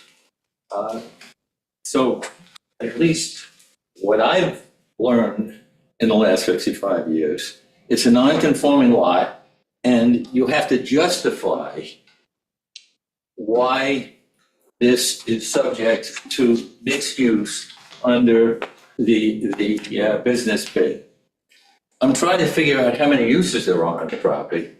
Right now, we have 2 residential units.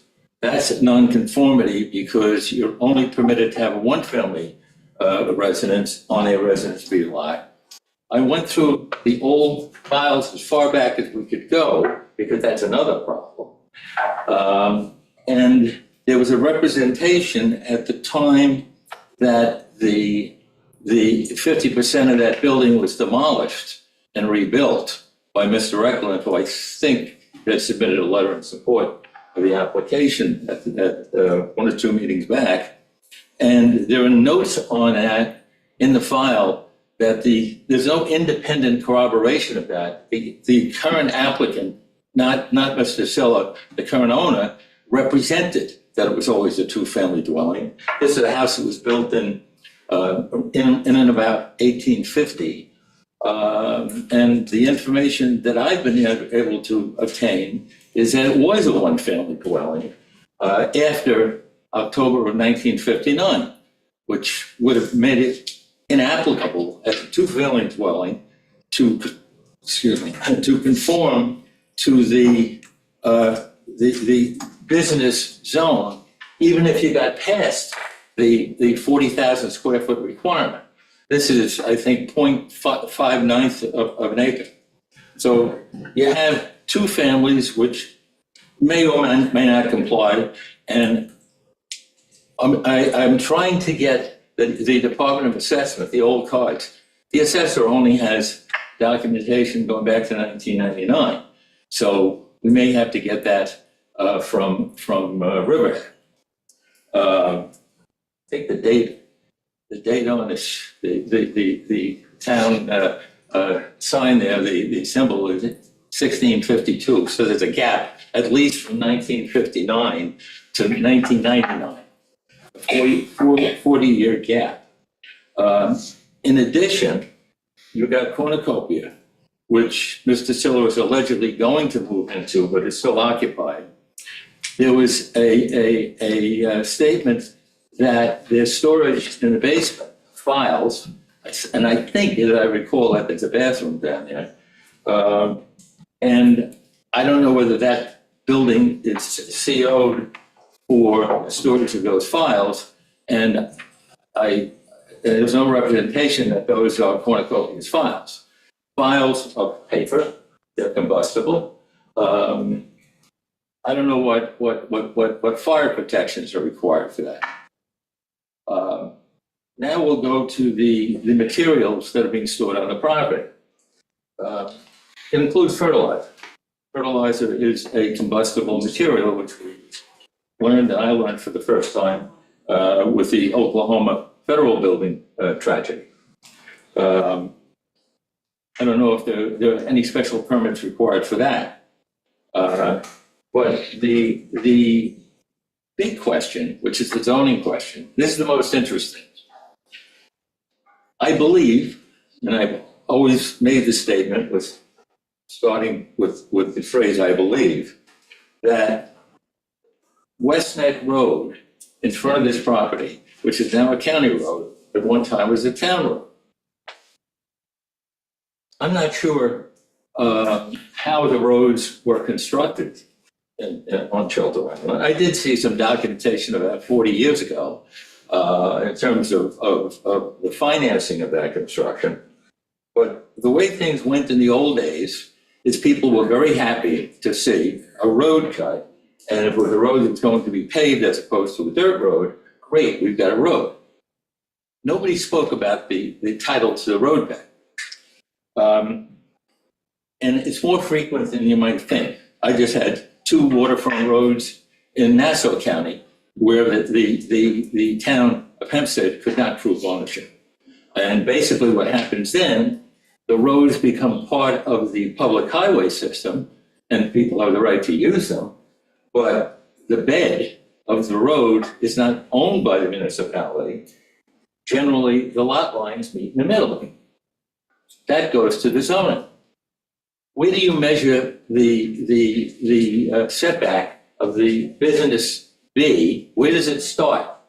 And I've had this discussion with the building department, and I attempted to convey that to the zoning board of appeals when they somewhat crudely and in my opinion, illegally decided to have a conversation. That was after they adjourned it the first time and announced they were all going out for a drink. There are some open meetings issues there, but at least the optics were not the greatest. And I'm looking for a document which says what they did. Now, I know what I heard, and I made a statement, which you might have seen in the papers, because of, frankly, the way they refused to hear it from me, representing a member of the public, that there is a dispute with respect to where the zoning line starts. My client maintains that there was a piece that was added on, and I have documentation to show that was purchased from Mrs. Wallingford by the present owner.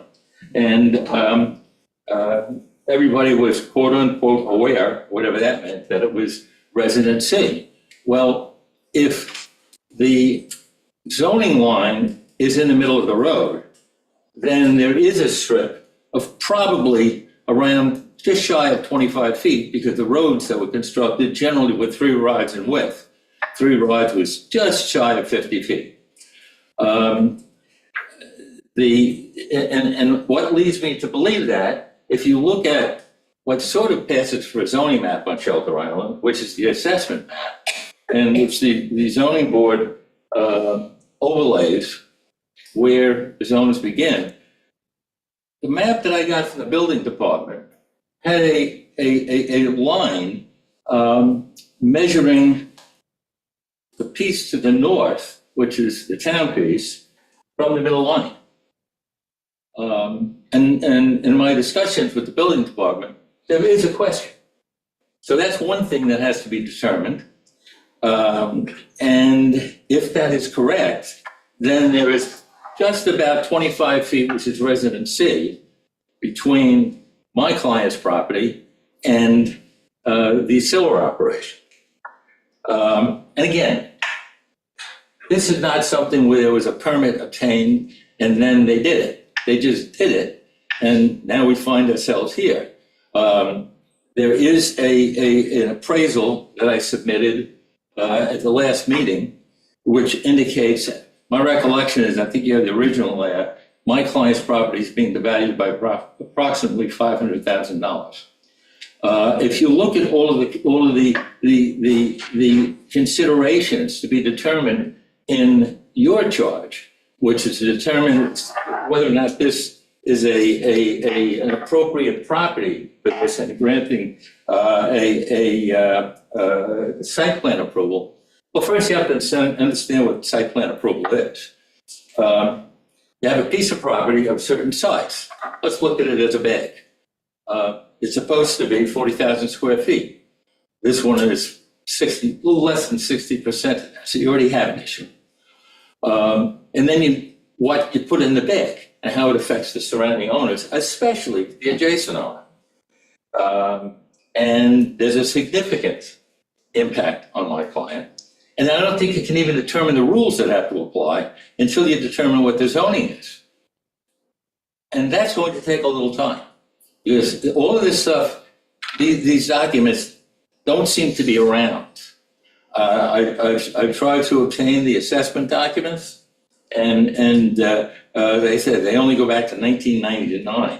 There's a statement in the file that the applicant stated that this is a two-family dwelling, and that they, right on the line of 50%, placed only 50% of it. It is my belief that there is significant evidence that the house may not have been a two-family house going back to prior to October of 1959. And these are all questions that have to be addressed before you can even get to determine whether you're overstuffing the bag. And the bag that you're dealing with is a 0.59 builder's acre of 40,000 square feet with a lot of uses. There's no handicap parking provided as is mandated by the state of New York. There's no identification of that. And this place has been in operation. And I know sometimes handicap parking and handicapped access is not the highest thing on a list of items to do. I witnessed how long it took to get the handicap access to this building, and courthouse, what's going on there, or the police station. And these are all public buildings that are supposed to have it. There's a handicapped parking space outside, and I think another one by the building department, and that's appropriate. And it's got to be van size. There's no marking of that. You got cars, trucks that were unloading in the street. And I don't even know what's there. Is there fertilizer there? And there's also a provision in the site plan review ordinance, which says that efforts should be made to screen an adjacent neighbor. And there should be an encouragement to have people talk to each other. They just did it. I don't see how you possibly can go ahead. I have no idea what the zoning board was doing. I have open meetings questions. I have the manner in which they shut me down. And I'm not going to repeat the statement that I made because you all read it in the paper, I'm sure. And that's the way I walked out of there. If you have any questions of me, I'd be happy to try to answer them. But right now, you have an insufficient record because the town has an insufficient record. I don't know how you can act on this. Thank you.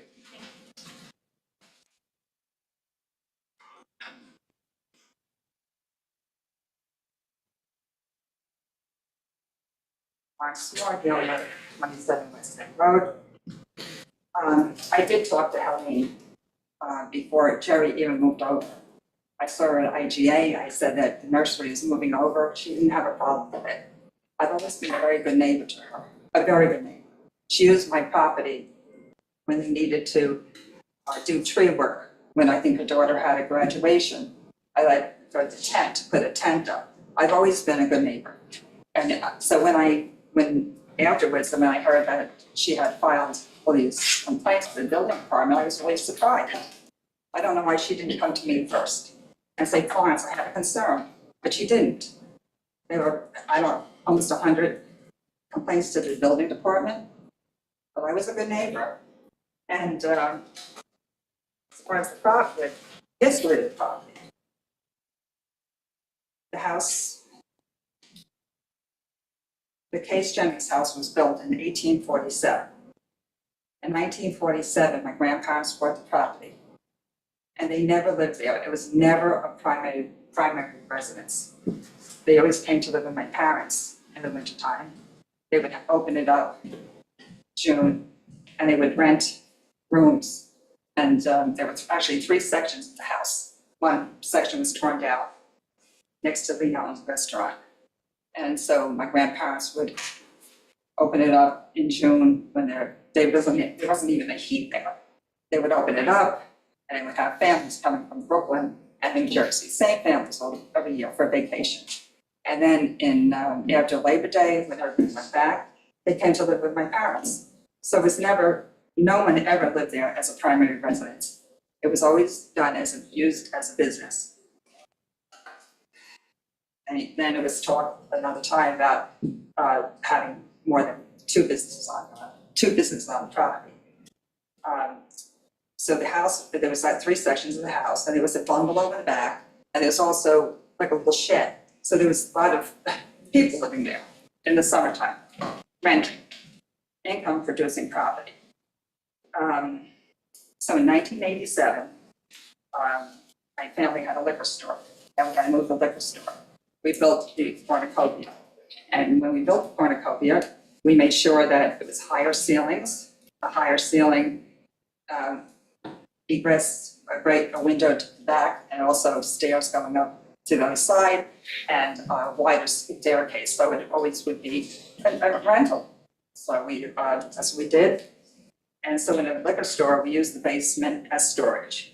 After the liquor store closed, Laura's dance studio took over the upstairs, and the basement was rented by her husband, Steve Dickerson. After Laura left, for a short time in the summertime, the antique store was there, Dworkin and Dworkin. And the basement, I was in the basement running an equestrian, it was called a tack shop. So there, it was occupied.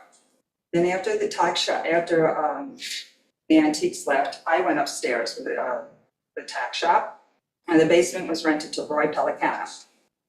So he was there, I think, from 2002 to 2008. After I closed the tack shop, the cornucopia came in 1994. And the basement was rented to Ben Hines, Flying Cow Taxi. And he was 24/7. So his lights were there shining to Helene's property. There was no complaint. Then the cornucopia is still there, and the basement is storage. And Mr. D'Agostino mentioned about the septic. There was the property when the bank moved to North Fork Bank. they took over 19 feet of my property. They took it over and I couldn't fight the bank, so we let it ride. And the cesspools were on their property that they took. So now Leon, when they bought the property, they said, okay, it was that the septic was there, the cesspool. And they said, okay, but we're not gonna, if they ever wanted to use that piece of property, they would have to move the septic, move the cesspool system at their expense. So that's that piece of property where the cesspools are. That's Leon's property, but there's, if they want to use it, but they don't have to pay for it and move it. And I think, I don't know what else, I think that's it, but that's the history of property. And it was always a commercial property. It was never a single family dwelling. How is the home being used now? It's rental, it's being rented, it's income producing property. And it was always B's own business. I mean, I ran an Airbnb, and then after the Airbnb, so that was a little too much work, and I have tenants there. So, anything else? Okay, thank you.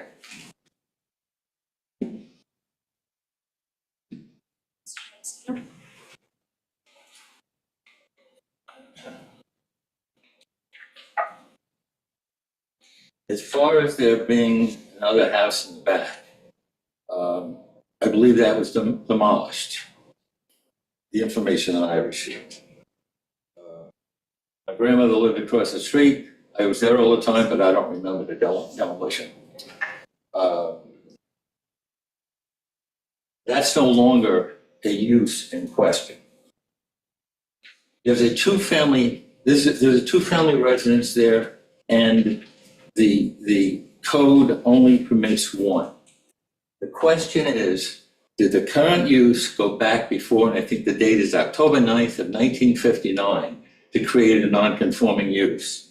Is there any independent proof of that? I've heard a lot of things about rooms being rented, and that's not what's happening now. It's a different use. A commercial use is different than a residence. It has nothing to do with whether there was a principal residence. It's whether the building was constructed as a residence and what existed on October 9 of 1959, and whether the same thing exists. Now, this is a small island. We all know lots of people. People go back years and decades. 1947 was my first summer here, and my grandmother bought the house across the street. Diagonally across the street.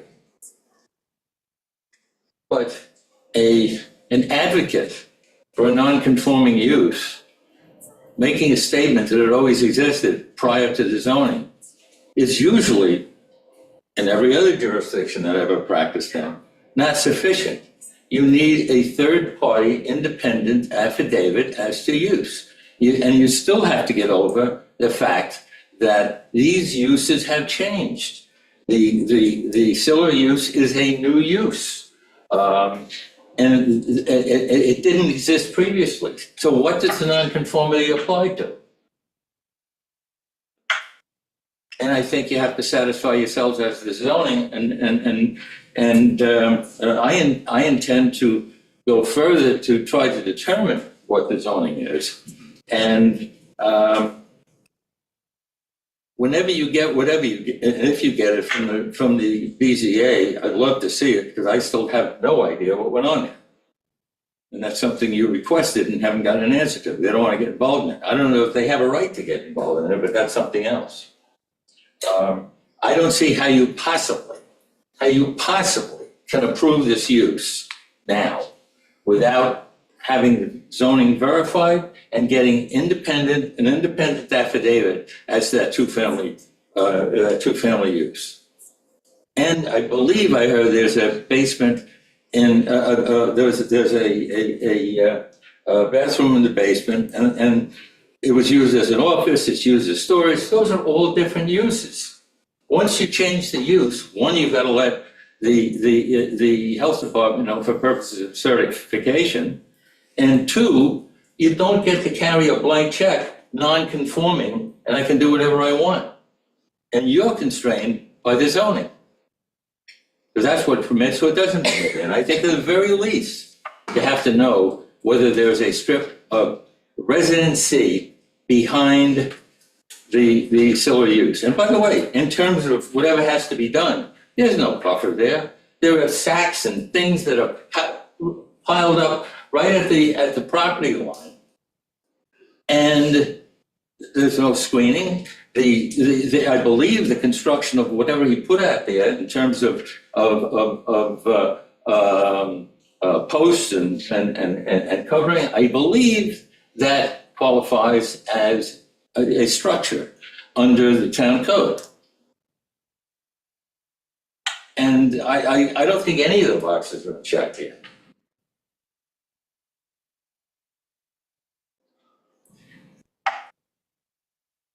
And I want to point out, once again, you have an appraisal in evidence. My client is going to be damaged to the tune of $500,000 in that report from a certified appraiser. Damages cause people to go further if those damages are going to continue. There's a very simple question I think you have to ask. What is the zoning in the back, and how do we determine it? And until that's done, you cannot go forward, and you can't legalize everything that's non-conforming on a substandard lot, just because somebody wants to do it. Thank you very much. Can we pass allowed in a B zone instead? Very similar, Greg Riley. You all know me, and you know I can be pretty hot-headed. Try very hard to keep myself composed tonight. The first thing I'm going to say is, as a community member, as a business owner, as a former town employee, I'm embarrassed that this is still going on. I think it's absurd. Second of all, I'm kind of disappointed in the town board that the liaisons to the zoning board didn't stand up when Mr. D'Agostino attacked the zoning board. I was at that meeting. The chairman made very clear that this is not a public hearing. We're not taking public comments. He said it from the start. He said it every time Mr. D'Agostino tried to speak. And you guys were there as your liaisons. And I think you should stand up to the town, to the zoning board. With that said, I sent a letter on September 4th. I'm going to read a little, just a summary of it. I hope to put into the record. But before I do that, I want to read you the purpose of site plan review, chapter 109.1. The purpose of this chapter is to create a simple review process that allows the town to ensure that new or changing businesses do not negatively impact the surrounding area, but which does not impose significant regulatory burden on business. To this end, both the elements and the procedures are intended to be flexible and scalable based on the needs of the individual project. This is not intended to be an architectural or aesthetic review. With that said, I'm just going to read you the summary of where we are and how we got here. Nursery's relocation was undertaken with initial neighbor consent, as Lauren said, she spoke with Helene, and in reliance on town staff guidance with the site plan review application submitted once we were advised. Allegation of procedural errors, fire code violations, and zoning noncompliance are disputed, with records confirming the property's B zone classification and full compliance with posting and safety requirements.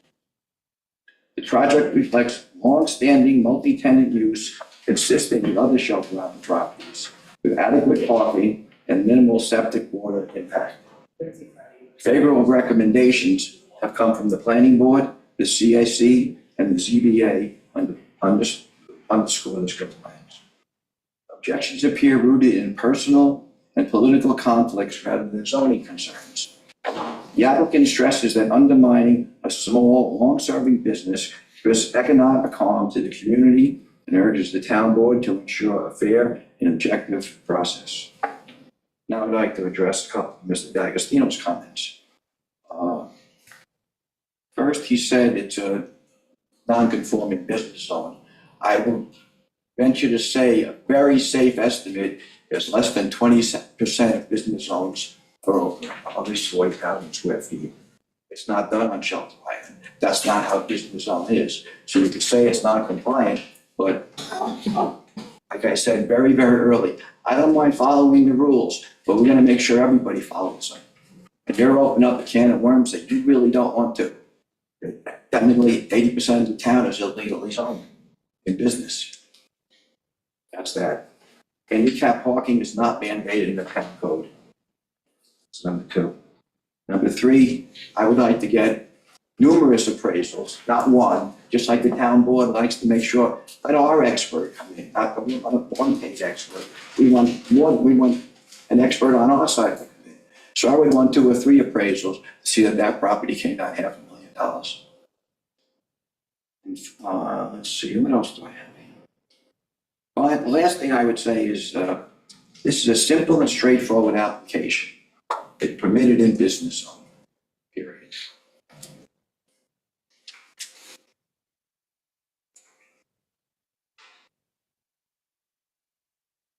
Anyone else?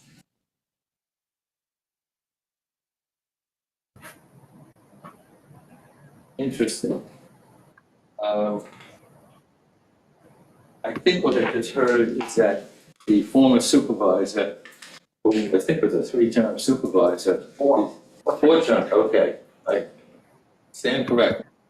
Is acknowledged, well, I'm just responding to the shout out, polite. I'm just telling both of you. He's saying that he's aware, I presume was aware, that whatever large percentage of the building visits on Shelter Island are illegal. That has no place here. This is an application regarding this particular piece of property. There's no handicap parking requirement in Shelter Island. 4-term supervisor, it's federal law, it's New York state law. As far as I know, that can't be varied. As far as this alleged permission, I know nothing about it. And I saw my client shaking her head, no, when Mr. Silla said that.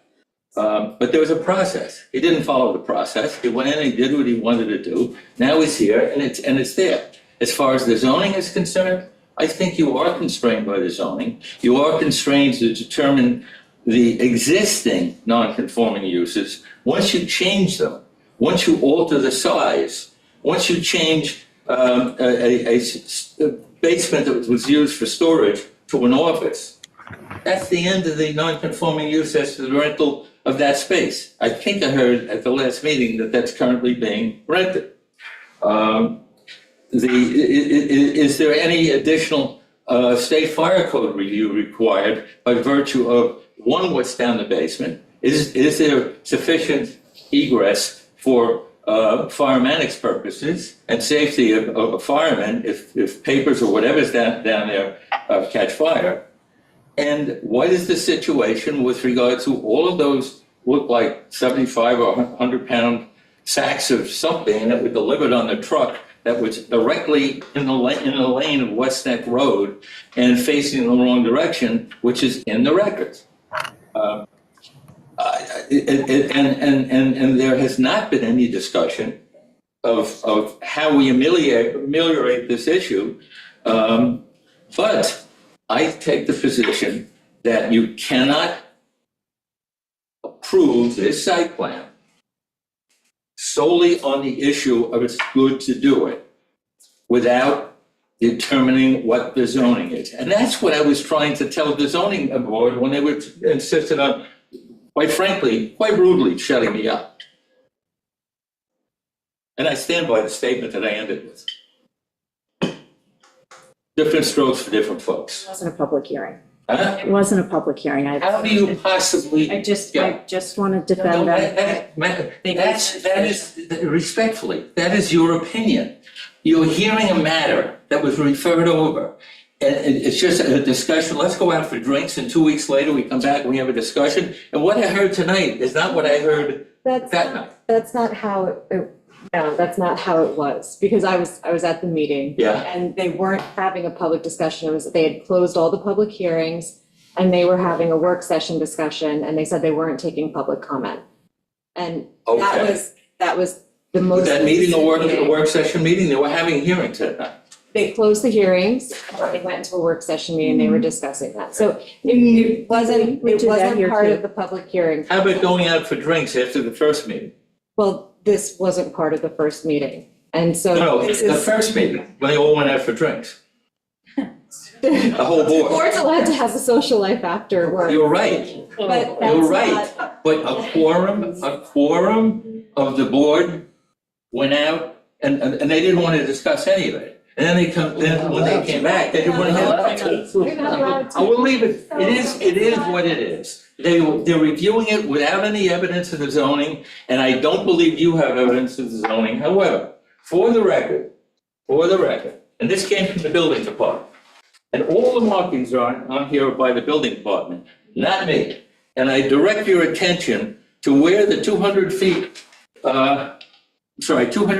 feet on the town lot across the street, which is 9.5A, runs to, and it runs to the middle of West Neck Road. If it runs to the middle of West Neck Road on the north side, it runs to the middle on the south side. Look at the dimensions and you'll see that, simple math, there has to be a strip of residential C between the current, well, it says being occupied currently by the Silver operation, abutting my client's house. Did you also take the measurements from Mananic 250 feet? Because then I believe that goes into that property. I didn't take the measurement. This is from the building department. Right, but I'm saying you also need to go from Mananic Road 250 feet in, which leaves a very small corner that would possibly be C-zoned. You have to go from both, it's on a corner, so you have to go from both roads. You have to go West Neck and Manantic. On the corner, you've got the restaurant he owns. My client is not on the corner. But if you come in from the corner 250 feet. Well, I have a suggestion. Yeah. We have town council who's only been. I think it's got to be determined by the building department. That's within the purview of the chief building official. But for the record, this is it. I didn't put any of these notations on here. The business zone is outlined in pink. And then, as I said, I direct your attention to the other side where it runs to the middle of the road. Thank you. Building inspector interprets the building code, or the zoning code, but we should get an opinion. What did he say? The building inspector determines the zoning code, we need to get his take on it. Well, initially, yes. Okay, well, I'll review it with. Yes, please. Thank you. I just want to reiterate, this is B-zone, there's no non-conformities there, everything that's there is allowed. And I'm going to reiterate what I said before, it's an embarrassment that this is still going on. Thank you. About the measuring from the roads.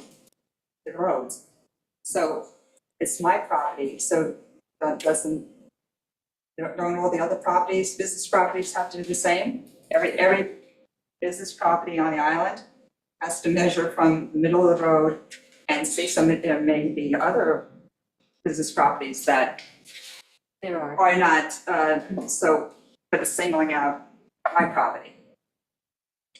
I don't know, I just think it's wrong. If it's not my property, why shouldn't it be done to, or everyone's property?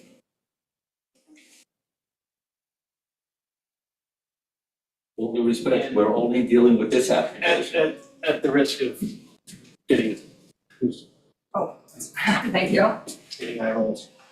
Just real quick, and I completely agree with Mr. D'Agostino, Matt Sherman Engineering Consulting, on behalf of Grady Riley. I agree with Mr. D'Agostino that the town zoning code is tough. Worse. It's tough. Middle of the road, the town code explicitly says for C zone and for AA zone, the zone boundaries are measured from the middle of the road. For B1 zone, it says that it's from up here, the south side of Jasper Road. So from the edge of the road over. It says 300 feet west of the west side of Ferry Road. So again, the side of the road, that's for B1 zone. So for C and A and AA, it's middle of the road. For B1, it's the side of the road. And as luck would have it, for B zone, it doesn't say either. So we have to decide, is B zone, or I guess the building department has to decide, is B zone more similar to B1? Is it more similar to C and A zones? Or is it not similar to any of them, and where are you going to measure it from? The size of properties and the dimensions to properties from the center line of the road or the edge of the road, it may be coincidence that it's 250 feet or 225 feet from the center of the road. I think that's surely what it would be, it's just coincidence. If this property is measured from the edge of the road, then the entire property right to the rear property line is B zone. If it gets pushed back, so you're measuring from the middle of the road, then there's a small 1,100 square foot corner in that far corner closest to Helene's property that would be C zone, and all the rest of it would be A zone. So, B zone, excuse me. B zone, yeah. Can you submit a site plan showing the various measurements so we can actually see? Yeah, we submitted the one that shows it all as B, the way we were interpreted from the edge of the road, and we can submit a site plan showing it from the center line of the road, absolutely. I believe there is a site plan, as Mr. Sherman, sorry, senior moment, sorry, has stated, and that shows a small piece that's not B zone. But that's measured from the edge of the road, not the middle. Last thing. Just to respond to one of Mr. Dick's, many complaints regarding deliveries. In my last letter, we submitted pictures of numerous deliveries on Shelter Island in season. We made a point of doing it before the season to get it done. Unfortunately, on Shelter Island, tractor trailers can't get up the road in most of the places to make deliveries. I just want to make sure everybody weighs that into the form. Again, in response, if we're a 40,000 square foot lot, there would be room for that. They're not even complying with state and federal law as to handicap parking.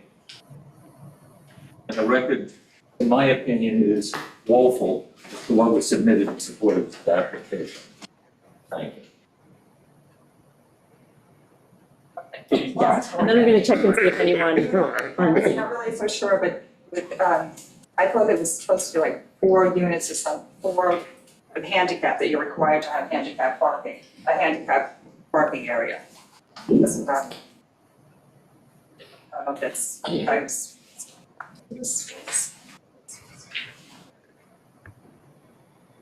Is there anyone who's on Zoom who wishes to speak on this application?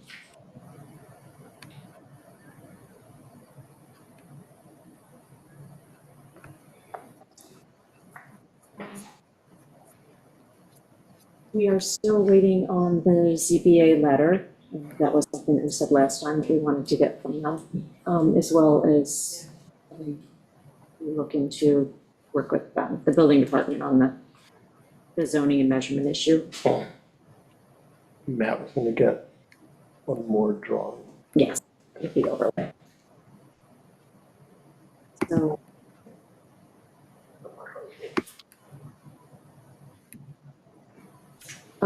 Oh, Catherine's unmuted. Did you wish to speak? I did. Okay. Sorry, I didn't see a hand go up on there. Go ahead. I wanted to speak earlier. Unfortunately, I think there's an issue with your administrator. The chat is disabled and I haven't been able to unmute the sound, but appears that now I'm okay. So Did you want to speak on? Yes. Did you want to speak on this application or? Yes, yes. Oh, okay. All right, if you could just identify yourself. I'm Catherine Klonowicz, and I think you should deny this application on many, many, many, many grounds that have been made clear to you. I think one of the most pertinent reasons is that there's no reason for a business to have this level of density on less than a half acre to also directly impact a residence that shares the property line. And many times I've been in that area. I'm at Eccentric Bagel. I know Helene very, very, very well. I have a home that's about a block away on West Neck and Shore. And I just want to remind you that there are absolutely no setbacks that have been honored. There is no site plan review that's been approved, and it's been 10 months. This business began in December of 2024. So I'd like you to just consider that date. And I'd also like you to consider how much Helene Siani Starzi has endured for 10 months. There are issues with water, electricity. There are carts, customers, staff talking. There's deliveries, enormous trucks, traffic, noise. There's landscaping vehicles.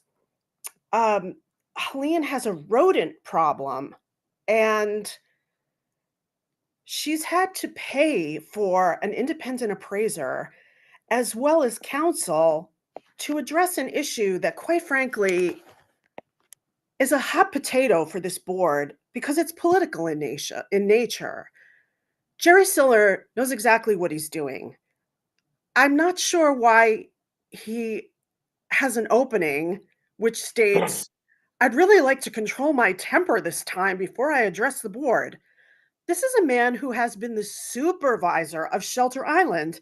He knows exactly what a site plan review is. Exactly. This could not be more clear to him. And I think he's manipulating the board. I think he has threatened the board on numerous occasions. I have to give a lot of credit to Al Dixon for calling him out on that, because as duly elected officials, you should not be threatened by anyone at any time for any reason. And I think that's an ethics complaint. And so as you begin your deliberations, I hope you consider Helene Starzi, because she didn't ask for any of this nonsense to impact her property values. And the impact is significant. And there are plenty of places to have a garden center, and this is not it. That business, that property has too many businesses. It's too dense. And for an island that's so concerned with fertilizer and pressure treated wood and water and density and soil quality, it just seems so obvious that this garden center is shoehorned into this teeny, teeny, tiny space, and it doesn't work. A fire truck can't turn around in that parking lot. It doesn't have handicap parking spaces. Frankly, if I were a tenant, I wouldn't want to live next to it in a private property or in one of those rentals. I wouldn't want to live there. It's just too dense.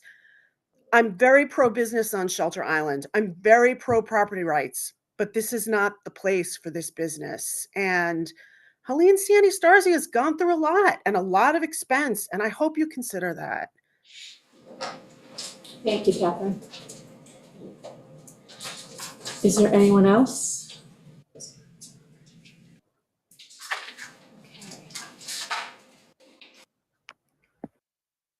So as I stated before, we've got the 3 open issues.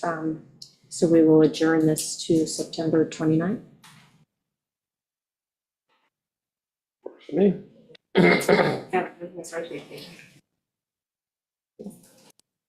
We're waiting on the. So we're waiting on ZBA the ZBA letter from Thomas and the Building Department to look at the zoning issues, and the Matt to provide the site plan.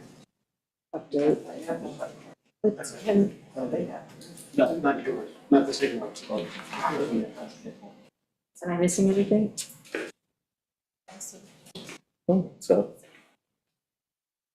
Okay, thank you. Thank you. That's the 29th? The 29th.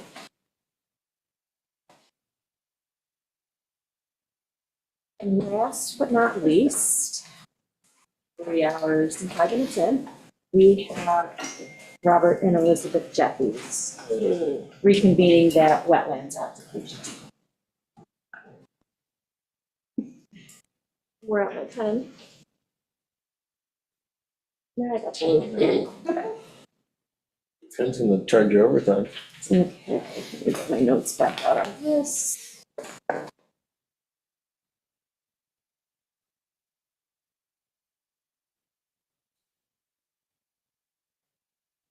We have, this was adjourned so that we were going to get some practical alternatives. We're moving some of this out of the wetlands. So we did get a new set of plans. And then we also on September 2nd received an updated response from UMatt. So do you want to walk us through the changes as well as your letter, please? Matthew Sherman, Sherman Engineering and Consulting, here with the property owners, the Jeffys, as well as Raven Alt, project architect, and John Bennett, the attorney.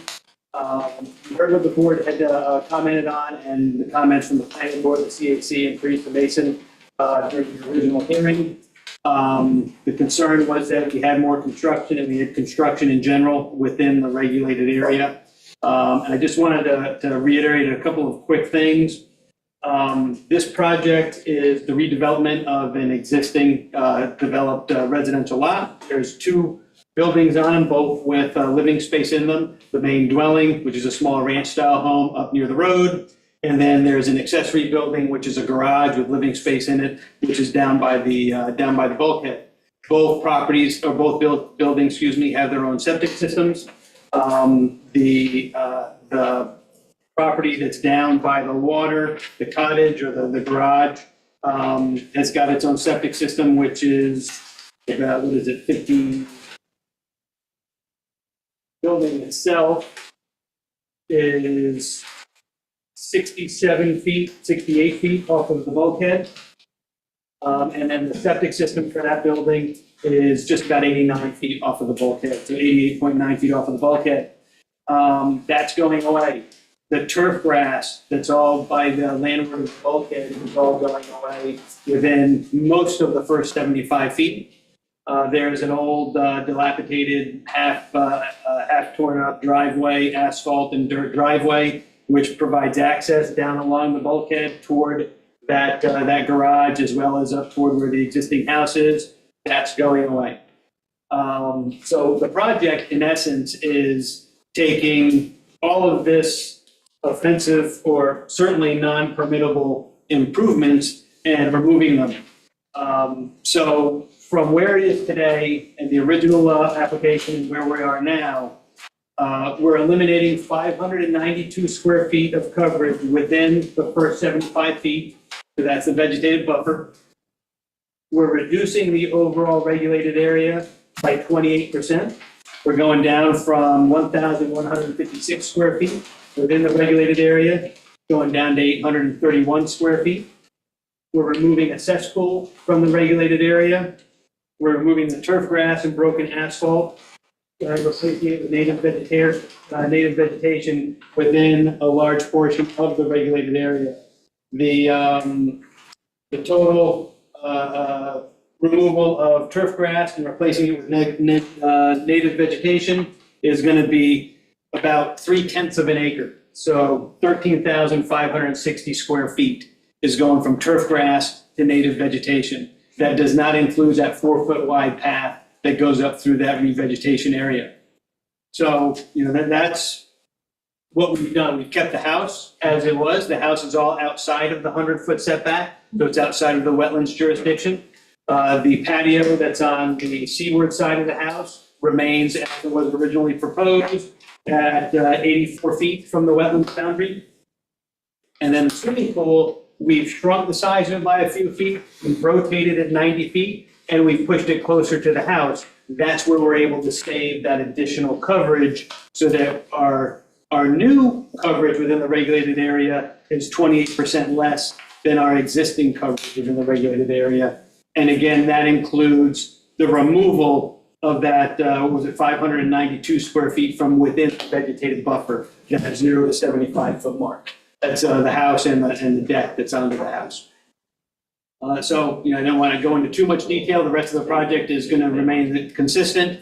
I think I have a hard time seeing how this is not seen as a positive. Everything is going in the right direction. We're moving 2 antiquated septic systems, replacing them with one IA septic system, removing that building from within the regulated, the vegetated buffer, and reducing the cover within the regulated area, the building cover, and reducing the turf grass, replacing it with native vegetation. One of the things that Ms. Mason had mentioned on her initial evaluation, as well as her updated one, was the removal of the pool fence that we had originally going down to the bulkhead. Now we're going to be pulling it back. The plan that we submitted recently, that I submitted, does not reflect this, so I will update that. But now we will bring the pool fence back so that it's coming to the edge of that non-turf buffer. So just about 75 feet from the bulkhead on the southwest side, just under 75 feet from the bulkhead on that northeast side.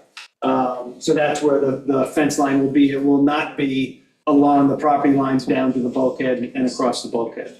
So that would comply with Ms. Mason's recommendation. Teresa, would you like to summarize your updated report? Yes, Teresa Mason on behalf of the town. Generally speaking, we're supportive of the proposed application because it is maximizing setbacks to the proposed structure. The fence issue, I'm glad to hear they're willing to revise the project plans. I think my major issue with respect to the application is the amount of site grade modifications that are happening, both within the regulated area and then outside of the regulated area. Obviously, outside of the regulated area, we don't really have a lot of authority there. However, with respect to the grade modifications and the elevation of the grades almost 6 feet in some places, that can have major impacts to the wetlands because it would increase velocities to overland runoff velocity towards the wetlands, and also potentially redirect stormwater onto adjacent property owners, causing potential flooding issues on their end. So we're actually recommending that the project plans just be modified to eliminate those grade modifications and to structurally elevate the home and deck and pool through the installation of pilings or other mechanisms to structurally elevate rather than placing construction on the fill. Because again, that can redirect stormwater onto adjacent properties. It can increase the velocity of stormwater runoff over land. So those are all things that can impact both the wetlands and the neighbors. But beyond that, generally speaking, we are supportive of the maximization of the structural setbacks for the new home and the revegetation of the buffer and the fence, the pool enclosure fence on the landward side of that buffer. Thank you. I'll address just that real quick, what Ms. Mason had said about the grades. The majority of the regrading that's going on site is at the existing accessory building that's being taken out. If you remember, there's a little retaining wall in the back of that building. So the building comes out, the retaining wall comes out. We've got to regrade in that area. The 6 foot, 8 foot, 10 foot, 12 foot contours are all continuing basically across where that building was.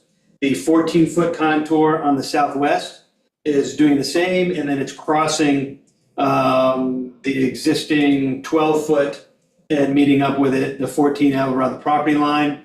The 16 foot contour, which I believe is the one that she's referring to, that has a little bit higher of a profile of difference between the existing and the proposed. Where that 16 foot is meeting into where the pool is going to be, where the pool is going to be right now is a 10-foot elevation.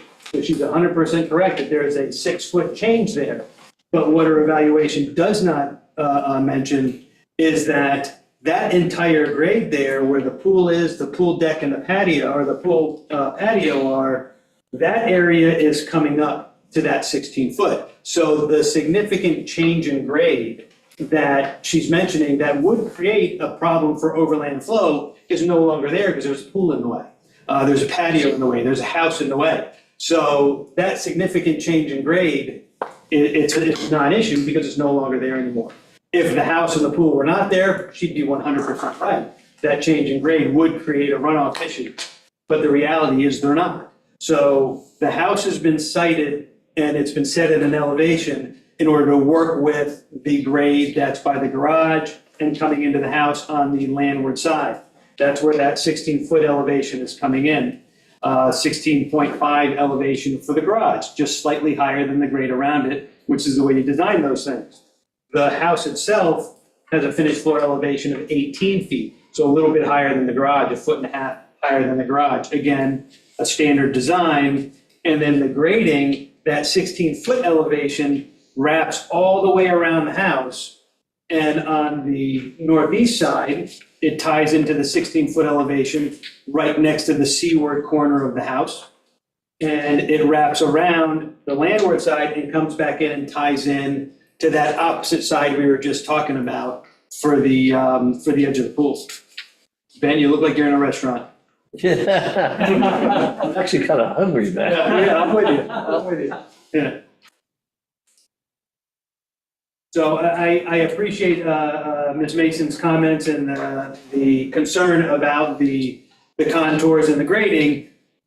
But the reality of it is as this project is developed, that steepness and grade change is going away because there's going to be building in the way. It actually looks like it kind of marries it up with the properties on both sides right. because this is down in the valley, so you're actually kind of leveling it out. Right now, it looks like all the side properties would actually drain into this property. And it sort of looks like you're kind of evening out some of this grade where it. That's it. That's part of the challenge that there was with the regrading. Yeah, and where that existing house is, I keep calling it house, the existing garage. Where that is, that's the low point. That's what's going to require the fill, bringing it in. And actually, as much as I hate to admit it, turning that pool 90 degrees has significantly helped the amount of regrading and the issues that are going to be on the site with respect to reclaiming that area where that existing garage is now.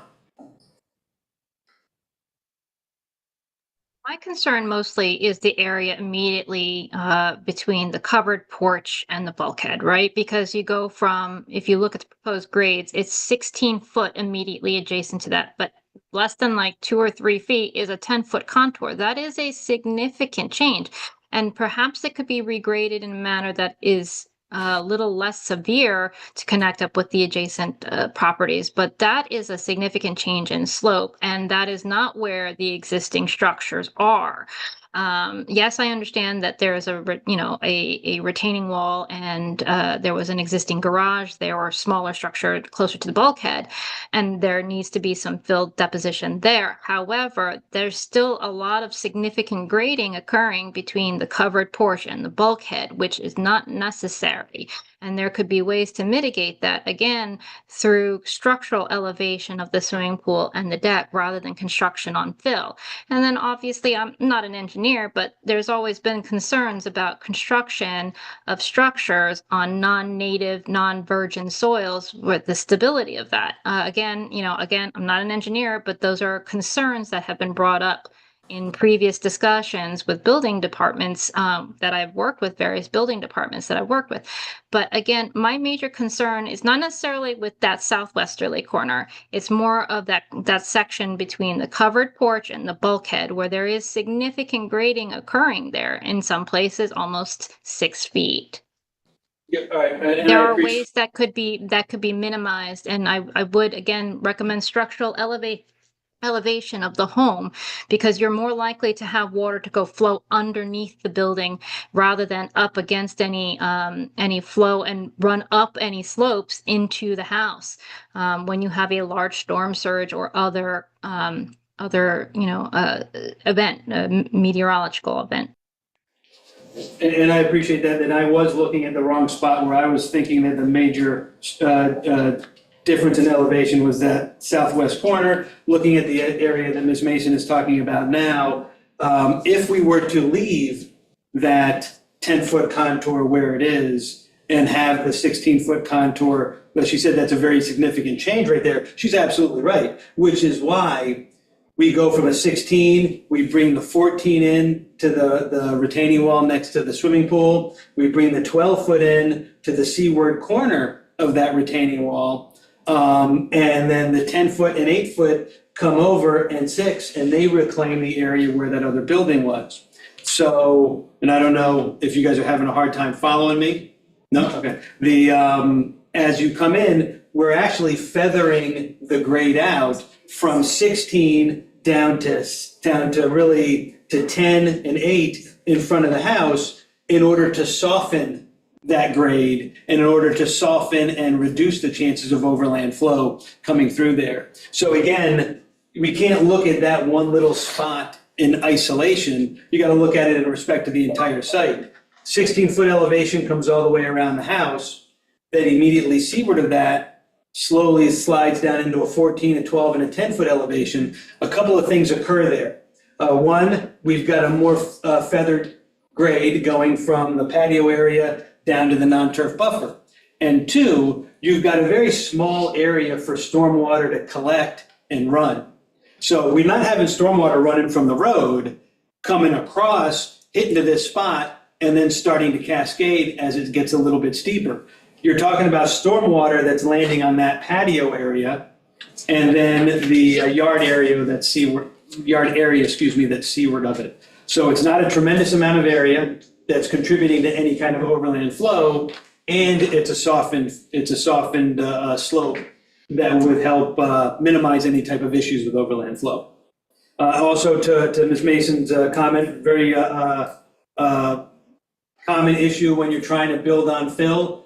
Bad idea. Fill wants to settle. So there are certain techniques and certain things that we have to do, either supercharging the area, putting a premature load on it so that it compacts before you actually do the final construction on it. That's a very common way to do it. Another way to do it for like a swimming pool, something that's going to have a relatively small footprint but a heavy weight. You can do piers or piles or helical piles, something that's very easy to install, not very disruptive, and can help support that load going down into what we refer to as in situ soils, so soils that are in place already and have not been disturbed. If I may, though, it's John Bennett for the applicant. One of the things you're talking about potential for a flood event. If we were in a V zone or an A zone, the models would suggest that that's likely to happen, or at some point within 100 years, the entire area that's being developed is the next zone. It's the next zone. And, these things have significant impact upon how you analyze an application. If you're in an X zone, that's the federal government, FEMA people, saying that this is not an area that is likely at all to encourage any sort of inundation, let alone any sort of velocity V zone. That's where you find those things. A zone can happen during a surge, but this is an X zone. So that sort of stuff is much less, from the modeling, much less likely to occur. And also it's bulkhead. So those are reasons why I don't think, I do a lot of this work in Southampton, and Marty Shea oftentimes is concerned about depositing a fill in these areas, in wetland setbacks areas, but you don't usually find them in X zones. So it takes away a lot of the concern, certainly from the model, it takes away all the concerns of this fill getting moved around, because the likelihood of a flood event is diminished. Question on roof runoff. It's going into the dry wells that are, I guess, more north or? Yeah, yeah, on the plan that we submitted, there's a schedule for dry wells. I believe we've got 9 different areas, 9 different dry wells. And so each roof section goes into its own or a combination of dry wells, depending. It's up there on the upper left corner of the drawing. The 10th dry well to the southeast help with Teresa's concerns?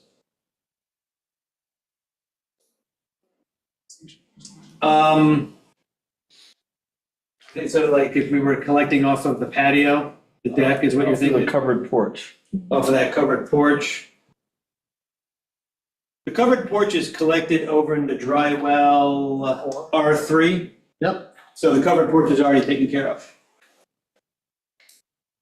But the 2 dry wells that are underneath the swimming pool, are you gonna keep those under the pool, or are you gonna know move what? those? I didn't even see that. I didn't even see that. I was like. They're part of the structural support for the swimming pool. Okay. Yeah, I didn't even notice that. Thank you very much. I figured they just didn't get moved when you. They did, when we rotated the In pool, the we old didn't. plan, that's exactly where they were. Yeah, okay, so yeah, thank you. When I submit my new plan with the pool fence going along the vegetative buffer line, I'll also have those dry wells shifted over, yeah.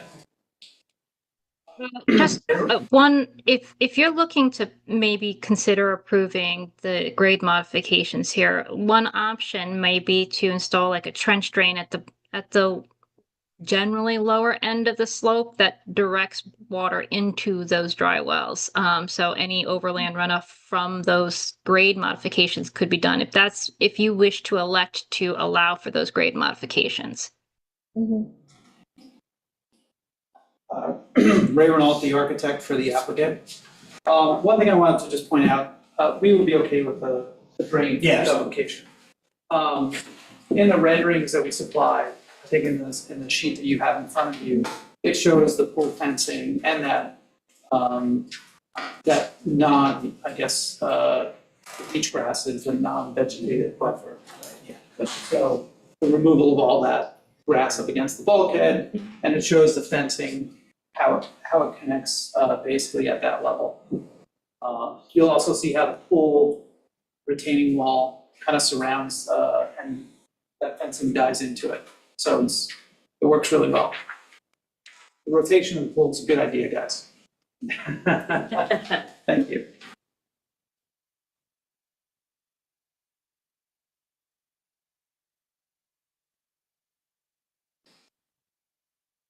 Teresa, the French drain you're suggesting should go where? Near the bottom of the slope, just landward of the required vegetative buffer that they will be revegetating, because it will capture and slow down any overland runoff that's generated by those slope modifications. And then anything that gets missed by that French drain, whatever you want to call it, would get captured and reduced further by the buffer. Makes sense. That makes sense, yeah.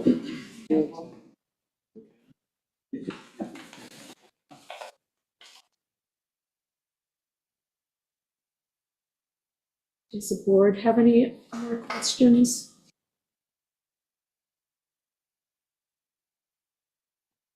I think that's a good idea, the treachery. Since you're all here for the applicant, anyone on Zoom have any questions?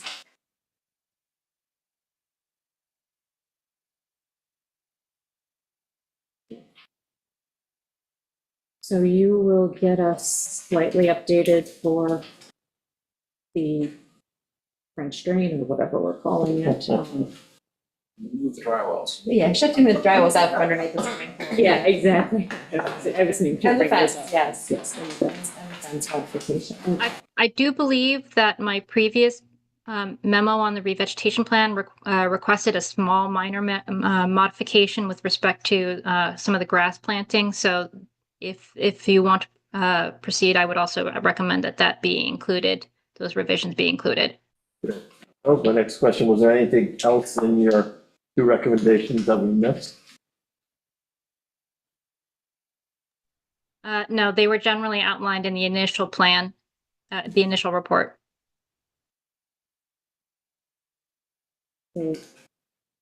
if we get the updated plans, can we leave this open for correspondence, but close the public hearing?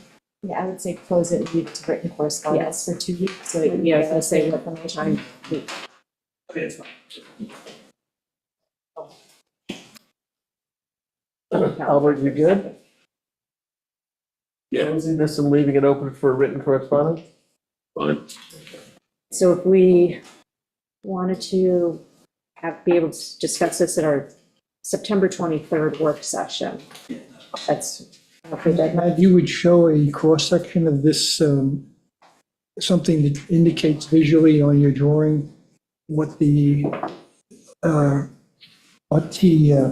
slope of the land looks like? I can, yeah, I can add that. I think it gives you a better understanding of how gentle it is.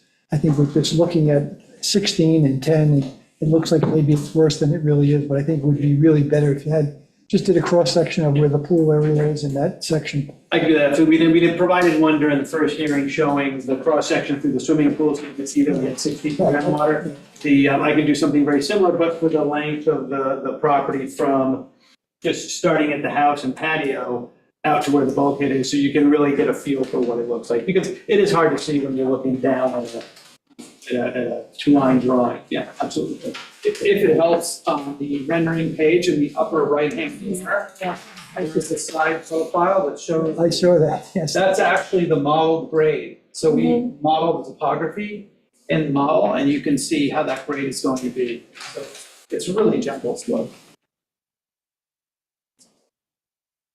You can also see the fencing and the grass change. I saw that.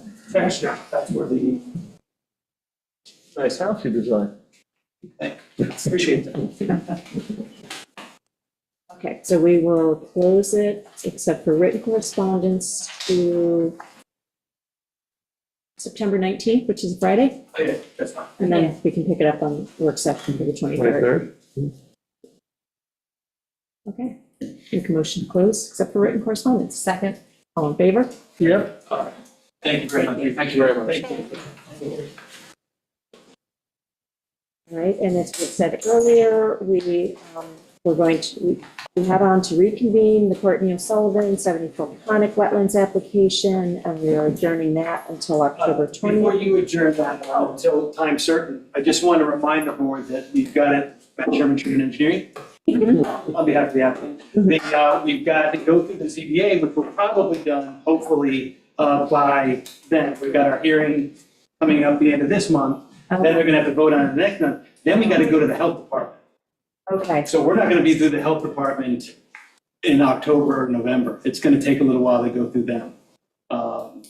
So I mean, if you wanna do it for October 20th and then we just postpone it again, but I don't know how much you wanna actually do that, yeah. Now, September. we've just renoticed it when ready to go. Okay. That's probably the most efficient way to do it, rather than you guys keep Amber bringing already it up. scanned them and sending it out to us. Okay. So, yeah. Sure. we You don't need them. Renotice when you're ready. Yeah, that's it. Okay, all right, thank you. It'll be 30 days. Yeah, no, it's, 30 and we'll, yes. we're gonna have to get you the health department approval, and the building department's gonna have to look at it, so there's gonna be other steps that are gonna have to happen that 30 days can take advantage of.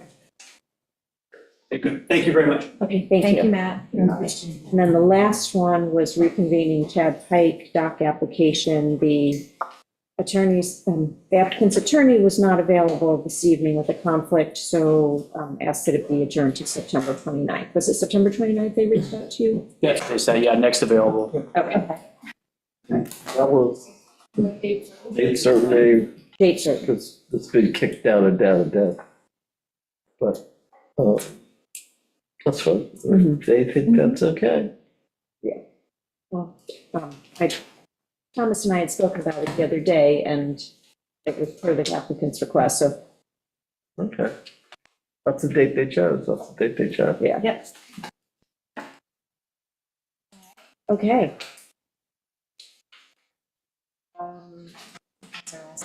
That was our last one, so we'll go back into the regular town board meeting. That's at the very beginning. I forgot to ask if you had any questions on resolution. No one spoke up, but is there any general public comment?